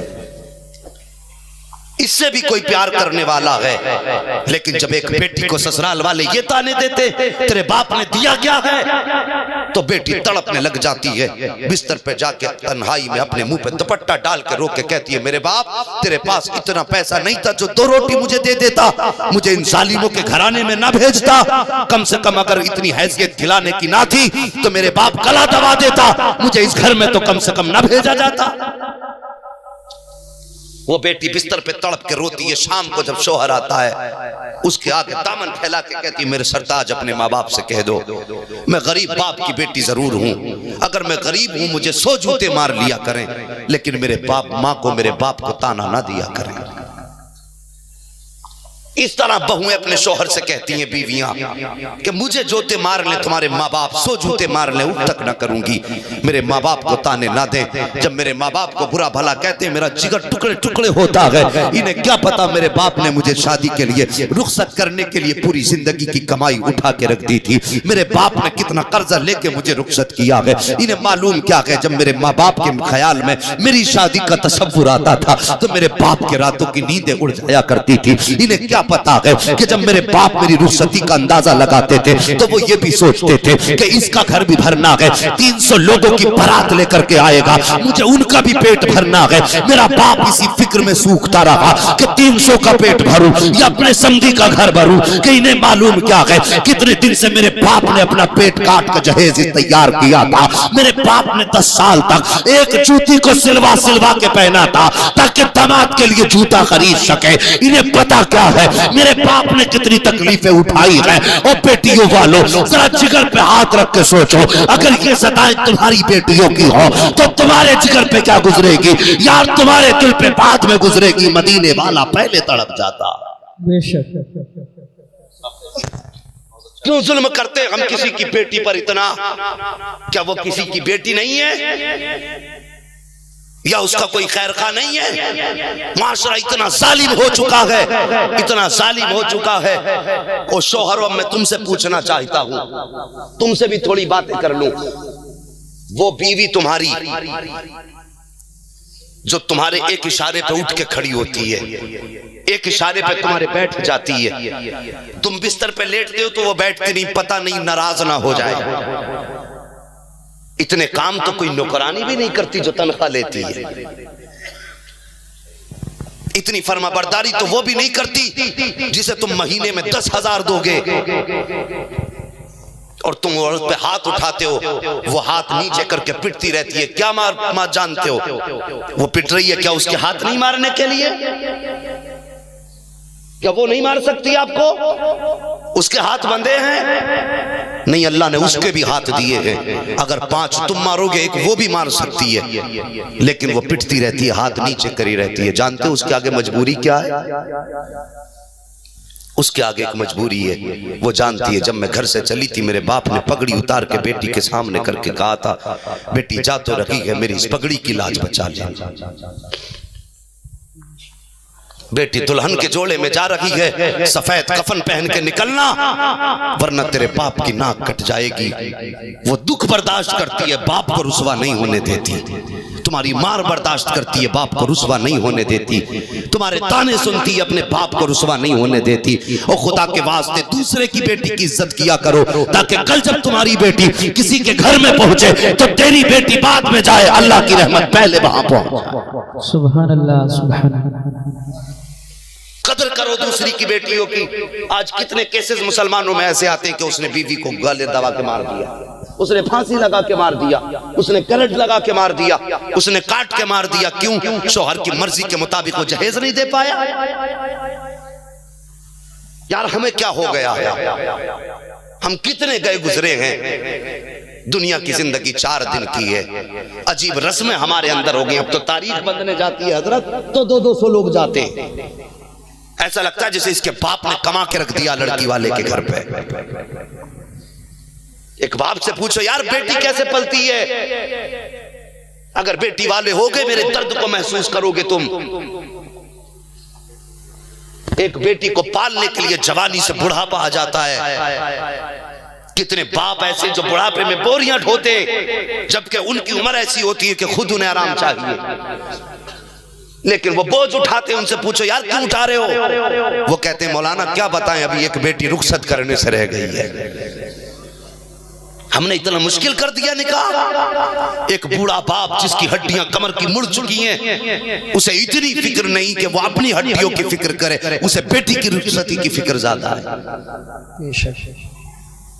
माशरे को आसान करो। मेरे नबी ने फरमाया जो किसी की फंसी हुई गर्दन छुड़ाएगा अल्लाह उसे क़यामत के दिन बिना हिसाब जन्नत अता फरमा देगा।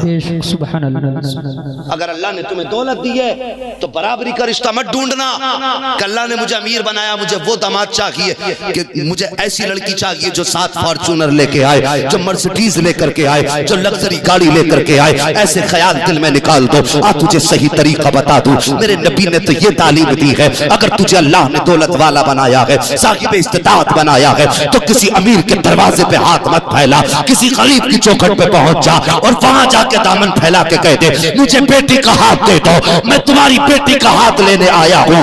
अगर तुम किसी गरीब बेटी का हाथ पकड़ के अपने घर में लाओगे, उसे इज्जत दोगे, तो अल्लाह की कसम इधर गरीब मुस्कुराएगा, उधर मदीने वाला मुस्तफा मुस्कुरा जाए। सुभान अल्लाह, सुभान अल्लाह। नारे तकबीर, नारे रिसालत। ये मकसद है जलसों के। ऐसा मौलवी आए जो हमारा मुंड बना के चला जाए, मस्खरे आने चाहिए, जोकर होने चाहिए। अब हमारी तलाश ये नहीं रह गई कोई ऐसा मौलवी हो जो हमें मुस्तफा की बातें सुना के जाए। जलसों के माहौल है हमारे, अक्सर यही होता है कि मजा नहीं आएगा साहब, उन्हें बुलाओ, हंसते हंसते पेट में दर्द था। यार कितने दिन हंस लेगा, मिंबर वाले को भी मरना है, नीचे वाले को भी मरना है, मुझे भी हिसाब देना है जाकर के, तुम्हें भी हिसाब देना। ये सोचो हिसाब कैसा देंगे, बदलो अपने तरीके और ये सोच के जलसों में आया करो। जितनी देर सुनेंगे यार हंसना नहीं है, नबी की बातें सुन के आंसू बहा ले। सुभान अल्लाह। अल्लाह से दुआएं मांगा करो, अल्लाह हमें महबूब का सच्चा इश्क दे दे। आमीन। किसी की बेटियों को सताया ना करो। अगर किसी की बहू सीधी होती है तो उस पर जुल्म होता है। होता क्या घरों के अंदर, अपने घर के अंदर बहू मौजूद है, बेटियां बैठी हैं चारपाई पे, सास क्या कहती, बहू घर में झाड़ू लगा दे, बहू बर्तन धो, बहू ये काम कर, बहू वो काम कर। पूरा दिन बेचारी थक जाती है करते करते, शाम को बिस्तर पे लेटती है तो, और अगर तबीयत खराब होती है तो सास क्या कहती है, पड़ी रहती है मक्कार, काम से जी चुराती है। यार तेरी बेटी थकती है, गरीब की बेटी नहीं थक सकती है, दूसरे की बेटी नहीं थकेगी। जितना तुम अपनी बेटी से प्यार करते हो उतना ही दूसरे की बेटी से प्यार करो, ये इस्लाम है। अगर आपने जलसे में आके मेरी बात ना मानी तो बेकार है तुम्हारा जलसे में आना।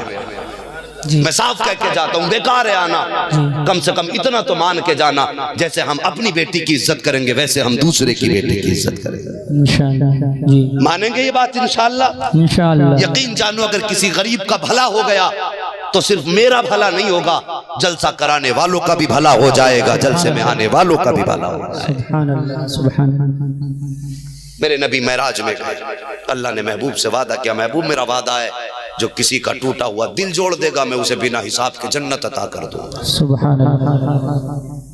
तो कोशिश ये करो किसी का दिल ना टूटे। दिल की दास्तान बड़ी अजीब है, मैं बात दिल पे नहीं करूंगा। अब इसी के अपोजिट एक बात और कर लूं आपसे। अगर बहू सीधी होती है और सास ससुर तेज होते हैं तो बहू पे जुल्म होता है। अगर माँ बाप सीधे होते हैं, लड़का और बहू तेज मिल जाते फिर माँ बाप पे जुल्म होता। क्यों? हमें अपनी ड्यूटी सही से करनी है। ये तहिया कर लीजिए, हमने देखा है 4 बेटे हैं लेकिन माँ बाप के रास्ते पे खड़े होकर भीख मांग रहे हैं। 5 बेटे अच्छी कमाई कर रहे हैं, माए बुर्का पहन के रोडों पे जहां जाम लगा करता वहां हाथ फैलाता। क्यों? 5 बेटे होते हुए मां भीख मांग रही है। जवान बेटे घर में बिस्तर पे टांगे फैला के सो रहे, बाप भीख मांग रहा है बाजार में। तुम कहोगे साहब हम में से किसी ने ऐसा नहीं किया। चलो भीख छोड़ो, ईमानदारी से बताना तुम में कौन ऐसा जो अपने से बेहतर बिस्तर बाप के लिए बिछाता। मैं हाथ नहीं उठवाऊंगा किसी का भी और न वादा लूंगा, दिल में झांक के देखो अपने। मौसम बदला, ड्रेस बदल गई। पिछले साल थी गर्म लेकिन अब नई लानी है।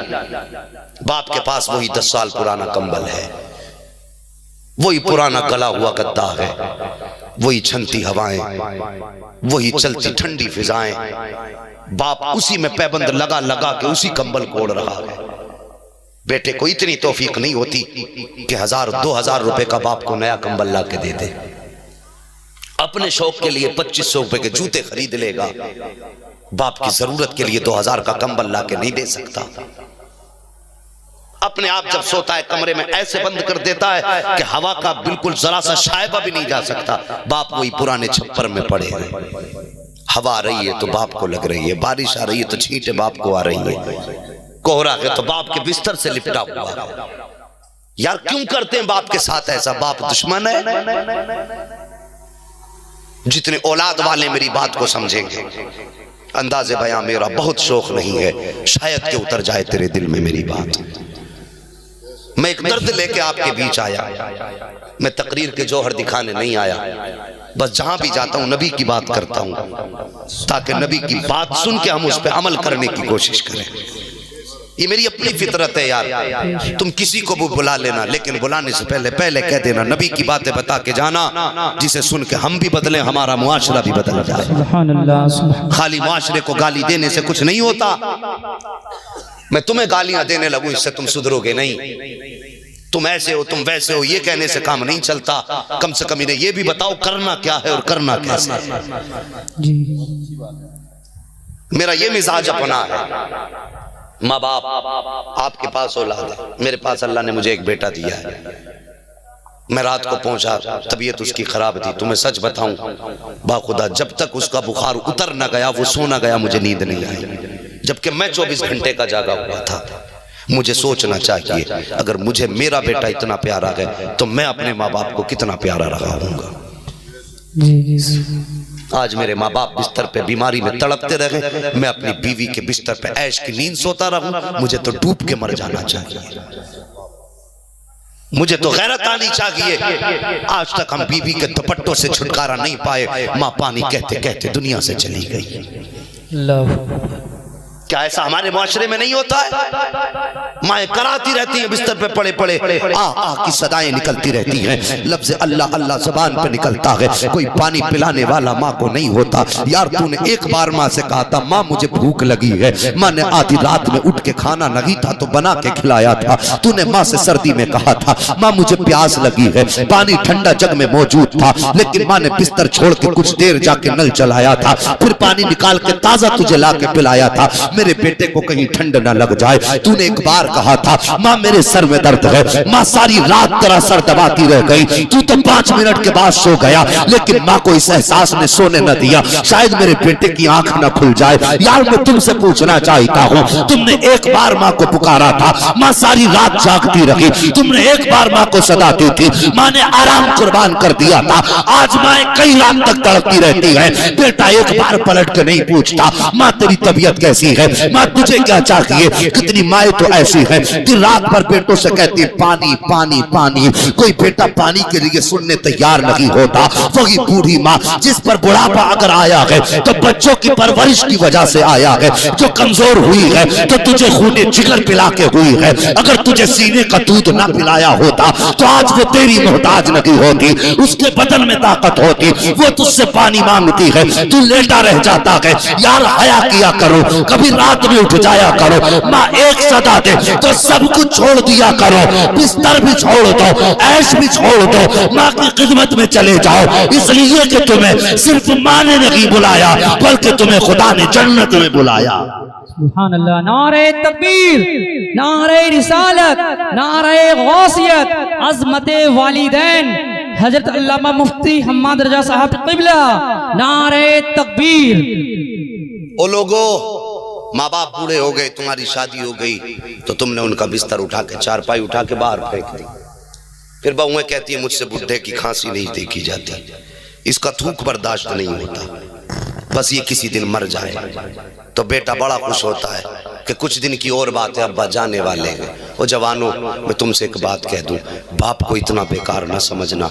बाप अगर बिस्तर पे पड़ा है ना तब भी तुम्हारी जिंदगी की पूरी सल्तनत संभाल के लेटा है।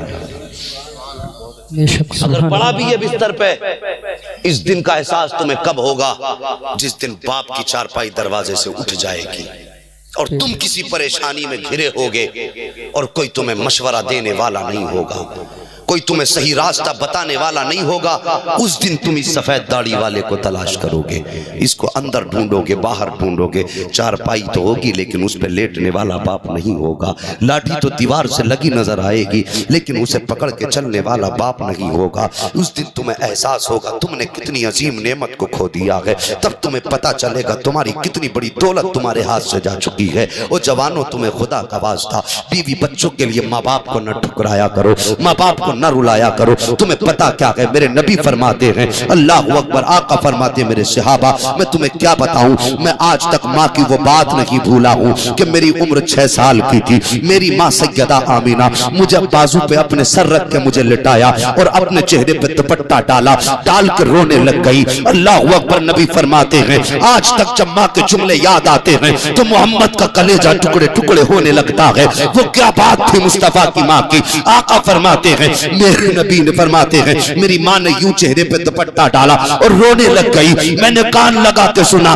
मेरी माँ कह रही थी, अल्लाह बाप का साया तो मेरे बेटे का पहले जा चुका है, अगर मैं चली गई तो मेरे मोहम्मद का क्या होगा, अल्लाह मेरे लाल का क्या होगा।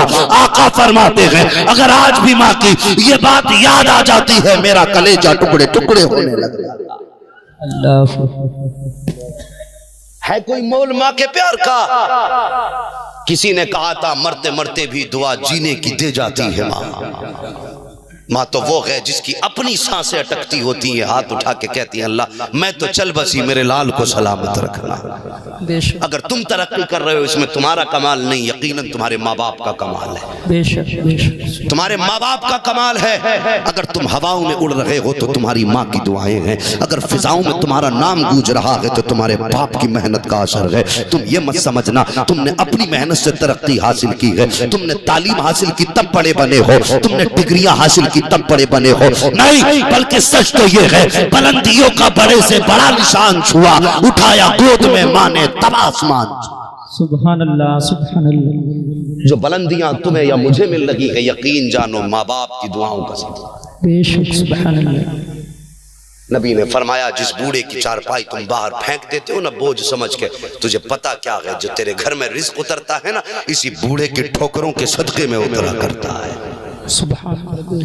वक्त बहुत हो गया, अगर वक्त होता मैं तुम्हें बताता। मेरे भाइयों, माँ बाप की कदर करो, नहीं माँ बाप की कदर करो। नहीं चाचा जी मुझे बहुत दूर जाना, बनारस निकलना, मेरी फिल्म ट्रेन का टाइम हो जाएगा। नहीं भाई मेरी बात, मैं चलिए कदर करता हूँ आप लोगों की बात की। अल्लाह ताला हमें अमल की तौफीक अता फरमाए। और लोगों गौर करना मेरी बात पे, जो मैं अर्ज कर रहा था, माँ बाप की कदर कर लो। ये चले गए तो फिर नजर नहीं आते, ये फिर नजर नहीं आते। और तुम्हें बताऊं माँ बाप होते क्या है। जवानों में तुमसे बात कर रहा हूँ, आज हमारा मिजाज देखो, शादी के बाद पलट के माँ बाप को नहीं देखते। एक बीमारी हमें लगी है सबसे ज्यादा, मोबाइल। इतने से लेके इतने तक सब डूबे पड़े उसमें। बूढ़े माँ बाप शाम को रास्ता तकते, बेटा आएगा उससे अपनी बीमारी बताएंगे, अपनी जरूरत बताएंगे, थोड़ी दिल की बात करेंगे। बुढ़ापे में आदमी फिर कोई बूढ़े आदमी को मुंह नहीं लगाता। जवान बेटा चौराहे पे बैठ के अपने मन की बात कर लेता है, यारों में बैठ के दांत फाड़ लेता, अपना तो दिल लगा लेता है। बूढ़े माँ बाप चुप बैठे रहते हैं, सुबह से शाम हो जाती है, कोई ये पूछने नहीं आता बखैरियत है कि नहीं। जो जवाब देने की ही वजह से इतना बोलने में ठीक हूँ, उनसे कोई इतना नहीं पूछता। वो सोचते शाम को बेटा आएगा ना, उससे अपने दिल की बात करूंगा, शाम को बेटा आएगा उसके साथ बैठूंगा। माँ बाप ये सोच के रास्ता तक थे। सुबह जब बेटा निकला था, मोबाइल का बटन दबाता हुआ गया था, शाम को घर में आया है ना, तो बूढ़े माँ बाप देख रहे हैं, बेटा एक बार तो इधर देख ले, बेटा एक बार तो इधर देख ले। बेटे को बाप की तरफ देखने की फुर्सत नहीं, बेटे को फुर्सत है सिर्फ मोबाइल देखने की। वो मोबाइल में उंगली करते करते अंदर चला जाता है, खाना खा रहा है, मोबाइल चला रहा है, पेट भर गया, जानवरों की तरह बिस्तर पे लेट गया, मोबाइल चलाते चलाते आंख लग गई। बूढ़े माँ बाप हसरत लिए बिस्तर पे बैठे बैठे, जिनकी सुबह से शाम हो गई है, वो रात को बिस्तर पे करवटें बदलते, मेरा बेटा क्यों नहीं आया, मैंने इसकी परवरिश में क्या कमी की थी, मैंने तो हर जतन करके इसे पाला था। इसने मुझसे जवानी में एक बार कहा था, अब्बा मुझे नए जूते लेने हैं, तो मेरे पास इतना बजट नहीं था कि मैं बेटे को नए जूते लेके दे देता। मैंने अपने मालिक से कहा था, साहिब मुझसे ओवर टाइम ड्यूटी ले लो, मगर मुझे तनख्वाह थोड़ी बढ़ा के दे दो, मुझे एडवांस में तनख्वाह दे दो, मजदूरी करके तुम्हारी तनख्वाह भर दूंगा।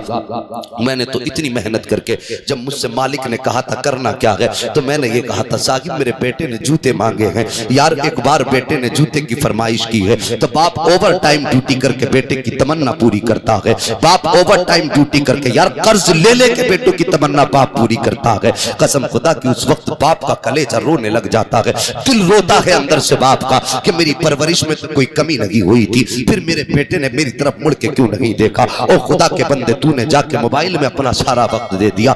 बाप बिस्तर पे हसरत भरे लेटा रहा। जीना तुझे भी है, जीना बाप को भी है, मरना तुझे भी है, मरना बाप को भी है। बाप को अपनी कब्र में जाना है, तुझे अपनी कब्र में जाना है। पता आज तूने अपनी कब्र का कितना इंतजाम किया है। चार यारों में बैठ करके ठट्टे लगाता रहा, चार यारों में बैठ के दांत फाड़ता रहा। बाप से दो बातें तूने खैरियत की नहीं की है, फिर कहता है गौस का दामन नहीं छोड़ेंगे, आला हजरत का दामन नहीं छोड़ेंगे। यार तूने पकड़ा कहां है उनका दामन जो तू छोड़ने की बातें करता है? तूने पकड़ा कहां है गौस का दामन जो तू दावा करता है मोहब्बत का? दामन ये नहीं है, बल्कि दामन ये था कि जब तू शाम को आया था यार खाना भी खा लिया था तूने, 5 मिनट के लिए बाप के पास चला जाता, कदमों में बैठ जाता, पैर दबाना शुरू कर देता, बाप की आंख लग जाती, फिर तू बिस्तर पे आकर लेटता। यार तू बिस्तर पे बाद में आता, तेरी तकदीर का फैसला पहले कर दिया जाता। सुभान अल्लाह। नारे तकबीर, नारे रिसालत, नारे गौसियत, अज़मते वालिदैन, अज़मते वालिदैन, नारे तकबीर। खैरियत है? अल्लाह सलामत रखे आपको। ओ लोगों, माँ बाप की कदर कर लो। हर जगह माँ बाप मजलूम है, माँ बाप की कदर कर लो। माँ क्या होती है, आखिरी बात बता दूं बस मैं, माँ होती क्या है। ओ लोगों, एक बीमार हॉस्पिटल में पहुंचा, तबीयत खराब थी। क्या था? क्या था? तबीयत खराब। तबीयत खराब। हाँ याद भी कर लो, मुझे लगना चाहिए जाग रहे हैं आप। हाँ सुभान अल्लाह। तबीयत खराब थी, डॉक्टर ने चेकअप किया, बीमारियां बहुत आई, लेकिन उसको जो दवा दी गई किसी दवा से फायदा ही नहीं, किसी दवा से फायदा नहीं हुआ। रिश्तेदार आने लगे, चलो खैर खबर ले लो, मरने वाला आए। अजीब होते हैं रिश्तेदार भी। अगर रिश्तेदार गरीब होता, अस्पताल में होता, तो पैसे वाले मोबाइल बंद कर लेते, कहीं ये फोन ना आ जाए कि भाई 10,000 लेके आ जाना। मुआशरे की एक बात और कर दूं, बड़ी कड़वी बात है, लेकिन केवल दुआएं चाहिए। बड़ी कड़वी बात है लेकिन सच कह रहा हूं। आदमी शादी में न्योते लिखवाने जाता है, जिसने शादी की है बेटी की या बेटे की, उसके पास इंतजाम तो होगा ना। कोई अचानक में तो बारात आके नहीं गिर गई होगी, या ना ही कोई बारात लेकर अचानक में चल दिया होगा। साल 6 महीने पहले 10 साल से इंतजाम कर रहा होगा ना, तो उसका इंतजाम बेहतर होगा। उसके बारे में क्या कहते हो जिसको अचानक डॉक्टरों के यहाँ भर्ती करना पड़ गया हो? इमरजेंसी। इमरजेंसी है ना वो। उसने कोई 10 साल पहले तो इंतजाम कर नहीं रखा। डॉक्टर ने कहा 5 लाख लगेंगे, एक गरीब के पास 2 लाख है। जिंदगी बचाने के लिए डॉक्टर 5 लाख मांग रहे, तो नौता हम कहाँ देते जहाँ पहले से एडवांस मौजूद है, और कहाँ नहीं जाते हम जहाँ जरूरत है। मुस्तफा के गुलाम हो तुम। शादियों में नोते लिखवाने बंद करो।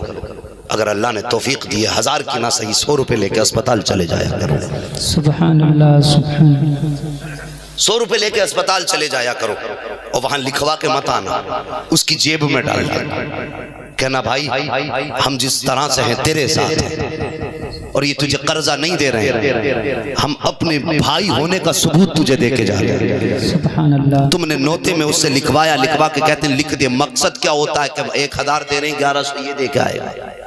जी जी जी जी है कि नहीं? यही मतलब होता ना। और कहते हैं नाम लिखो भाई बड़ा बड़ा करके, ताकि मेरे बेटी की शादी हो तो ये 15,000 लेके आए।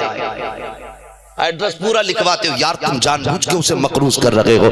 बताना, जरा सच बताना, अगर एक ही बंदा है उससे तुम्हारा व्यवहार है, अगर वो मर गया तो उसका कर्जा कौन अदा करेगा? सोचा कभी? मर गया कर्जा कौन देगा उसका? अगर तुम उसका खाए बैठे हो तो दोगे किसे? ये बिला वजह का गुनाह है कि नहीं? कुछ आखिरत की भी सोचा करो। तो जरूरी ये नहीं है शादी में जाके नोता लिखवाया जाए, जरूरी ये नहीं है कॉपियों में जाके लंबे लंबे एड्रेस लिखवाया जाए। अल्लाह अकबर, जरूरी ये है अगर आका का कोई भी उम्मती अस्पताल में इलाज के लिए तड़पता हो तो जेब में तेरी हैसियत अगर 100 की नहीं 50 डाल ले, कम से कम 5 वक्त की दवा तो उसकी आ जाएगी। अगर अल्लाह ने चाहा उसी दवा से शिफा मिल गई तो इधर गरीब मुस्कुराएगा, उधर मदीने वाले का करम हो जाए। सुभान अल्लाह, सुभान अल्लाह। ये जरूरी बात है, इन पे गौर करो। नोते में देना कि अस्पताल में जाके देना। मोबाइल बंद कर लेते हैं, कहीं भाई का फोन ना आ जाए 10,000 के लिए। यार तेरी दौलत इतनी प्यारी हो गई कि तूने अपने भाई की जिंदगी से ज्यादा कीमती दौलत समझ ली। दूसरों के काम आया करो, जो दूसरे के काम नहीं आता वो इंसान नहीं। बात सुन लो साहब, सिर्फ ये चेहरा होना इंसानियत के लिए काफी नहीं है। 6-6 रोटी खा जाना, 2-2 किलो गोश्त खा देना, ये इंसानियत की अलामत नहीं है। इंसानियत की अलामत ये है खुद फाका कर लो, अपने भाई को फाके से मत सोने देना। सुभान अल्लाह, ये इंसानियत है। तो मैं अर्ज कर रहा था, एक माँ, एक शख्स बीमार हुआ, डॉक्टर ने कहा कोई दवा काम नहीं कर रही अस्पताल में। उसके रिश्तेदार आए देखने के लिए, चलो देख लें यार मरने वाला है। अचानक माँ को पता चला मेरे बेटे को कोई दवा काम नहीं कर रही है। माँ की दिल की दुनिया बदल गई, माँ रोने लग गई। घर से दौड़ी दौड़ी आई हॉस्पिटल, आके कहने लगी डॉक्टर मेरे बेटे का क्या हाल है। डॉक्टर कहने लगा माँ तुझसे क्या झूठ बोलना, तेरा बेटा अब नहीं बचने वाला है, इसको कोई दवा काम नहीं कर रही है। जैसी माँ ने इतना सुना आंसू बहने लग गए माँ के। यार माँ माँ हुआ करती है, तुम्हें क्या लगता है माँ बिस्तर पे लेटती होगी तो अपनी खैर मांगती होगी? माँ बिस्तर पे लेटती होगी तो बुढ़ापे में क्या जवानी की दुआएं मांगती होगी? माँ बिस्तर पे लेटती होगी तो तुम्हें क्या लगता है बुढ़ापे में वो ताकत की दुआएं मांगती होगी? नहीं, जब भी हाथ उठते कहती है अल्लाह मेरी तो खैर है, मेरे बेटे को सलामत रखना, मेरे बेटे को सलामत रखना। ये माएँ हुआ करती हैं। जैसी माँ गई ना डॉक्टर क्या बात है, कहा तेरा बेटा बचने वाला नहीं है। माँ रोने लग गई। जैसी माँ को रोते हुए देखा ना जवान ने, कहने लगा माँ ये डॉक्टर झूठ बोल रहा है, माँ ये डॉक्टर झूठा है, ऐसी कोई बात नहीं है माँ, मैं ठीक हो जाऊंगा। डॉक्टर ने कहा यार सारी दवाइयां काम छोड़ गई हैं, तू कैसे कह रहा है ठीक हो जाऊंगा? उसने कहा यार दुनिया में सिर्फ तू ही तो हकीम नहीं, हकीम तो और भी है ना। कहा हाँ हकीम और भी हैं, लेकिन मुझे नहीं लगता कोई तुझे फायदा कर देगा। उसने इतना सुना, कहने लगा डॉक्टर कहा क्या? कहा मेरे माँ के पैर की जूती निकलवा के लाओ। उस नौजवान ने माँ के पैर की जूती मंगाई है। डॉक्टर ने नर्स से कहा कि इस औरत के पैर की जूती निकालो। वो नर्स जूती उठा के लाई है। फिर जिसने मरीज ने कहा, बेटे ने कहा कि डॉक्टर मुझे एक जग में पानी दे दिया जाए। डॉक्टर ने जग में पानी दिया, सब तमाशा देख रहे थे। इस जवान ने माँ का चप्पल अपने जग के अंदर डाला है। डालने के बाद जूती बाहर निकाल दी और उस पानी को निकाल के पी लिया है बिस्मिल्लाह पढ़ के। पानी पीने के बाद कहा डॉक्टर अब अपनी मशीनें लगा के दिखा, पता कितनी बीमारियां रह गई हैं। अब जब डॉक्टर ने मशीनें लगाई है अब कोई बीमारी नहीं है। डॉक्टर हैरत में पड़ जाता है, यार इतनी जल्दी कैसे फायदा हो गया, तुझे किस डॉक्टर ने ये नुस्खा बताया है? तो जवान कहता है तुम डॉक्टर बने हो साइंस पढ़ने के बाद, हम डॉक्टर बने हैं मुस्तफा की सीरत पढ़ने के बाद। का बता तो सही ये इलाज किसने बताया है? का सुन जो तूने दवाई दी थी ये डॉक्टर ने बताया है, और जो मैंने किया है ये मेरे मदीने वाले मुस्तफा ने बताया। वाह सुभान अल्लाह, नारे तकबीर, नारे रिसालत, नारे गौसियत, अज़मते वालिदैन मुफ्ती हम्माद रजा साहब क़िबला, नारे तकबीर। कहने लगा यार समझ में नहीं आया। कहने लगा क्या? कहने लगा बता तो सही, मैंने माना तेरे नबी ने बताया, लेकिन क्या बताया मुझे भी बता दो। तो जवान कहता है तवज्जो करना, अब हर माँ से प्यार करने वाला बोलेगा। बात इतनी प्यारी कही थी उस जवान ने। जवान ने कहा सुन, मेरे नबी ने फरमाया अल जन्नतु तहता कदामी उम्महातिकुम, जन्नत तुम्हारी माओ के कदमों के नीचे है और मेरी माँ के कदमों के नीचे रहती है उसकी जूती। तो पता चला जन्नत माँ की जूतियों में है। और कहा सुन, मैंने जूती को जन्नत समझ के धोया है, और जन्नत के पानी में बीमारी नहीं होती है बल्कि शिफा हुआ करती है। ये इलाज तेरा नहीं मेरे मदीने वाले मुस्तफा का ही। वाह वाह सुभान अल्लाह, सुभान अल्लाह, बहुत खूब हज़रत माशाअल्लाह, सुभान अल्लाह। मौत की आगोश में जब थक के सो जाती है माँ, तब कहीं जाकर के थोड़ा सा सुकून पाती है माँ। प्यार कहते हैं किसे और ममता क्या चीज है, कोई उन बच्चों से पूछो जिनकी मर जाती है माँ। ओ लोगों, माँ की कदर कर लो, माँ से प्यार कर लो। अब तो खैरियत से हैं आप लोग, मैंने आपकी बात पूरी कर दी। अल्लाह आपको सलामत रखे। अगर मेरी बात से किसी को तकलीफ हो गई, ए भाई बैठ जाओ, दुआ के बाद ही चले जाना। पूरा जलसा आपने सुना भाई। हमारे भाई कह रहे हैं कि 1 घंटा और, इंशाल्लाह ये घंटा ना कभी अगले वाले महीनों में मिला लिया जाएगा, अल्लाह ने चाहा तो। बस इतनी बात अभी सुन लो, बस मैंने पैगाम दिया, बगदाद वाले से प्यार करो, ठीक है। आखिरी बात बगदाद वाले की बयान करके चाहता हूँ कि उन्हीं की बात पे जिक्र पूरा हो जाए। उन्हीं की बात पर कितनी पावर वाले शेख अब्दुल कादिर जिलानी गौसे पाक हैं, कितनी पावर वाले। एक दिन तकरीर कर रहे मस्जिद में खड़े होके, कह रहे मेरे नबी एक लम्हे महराज में गए फिर आ गए। गौसे पाक के मजमे में कितने लोग थे?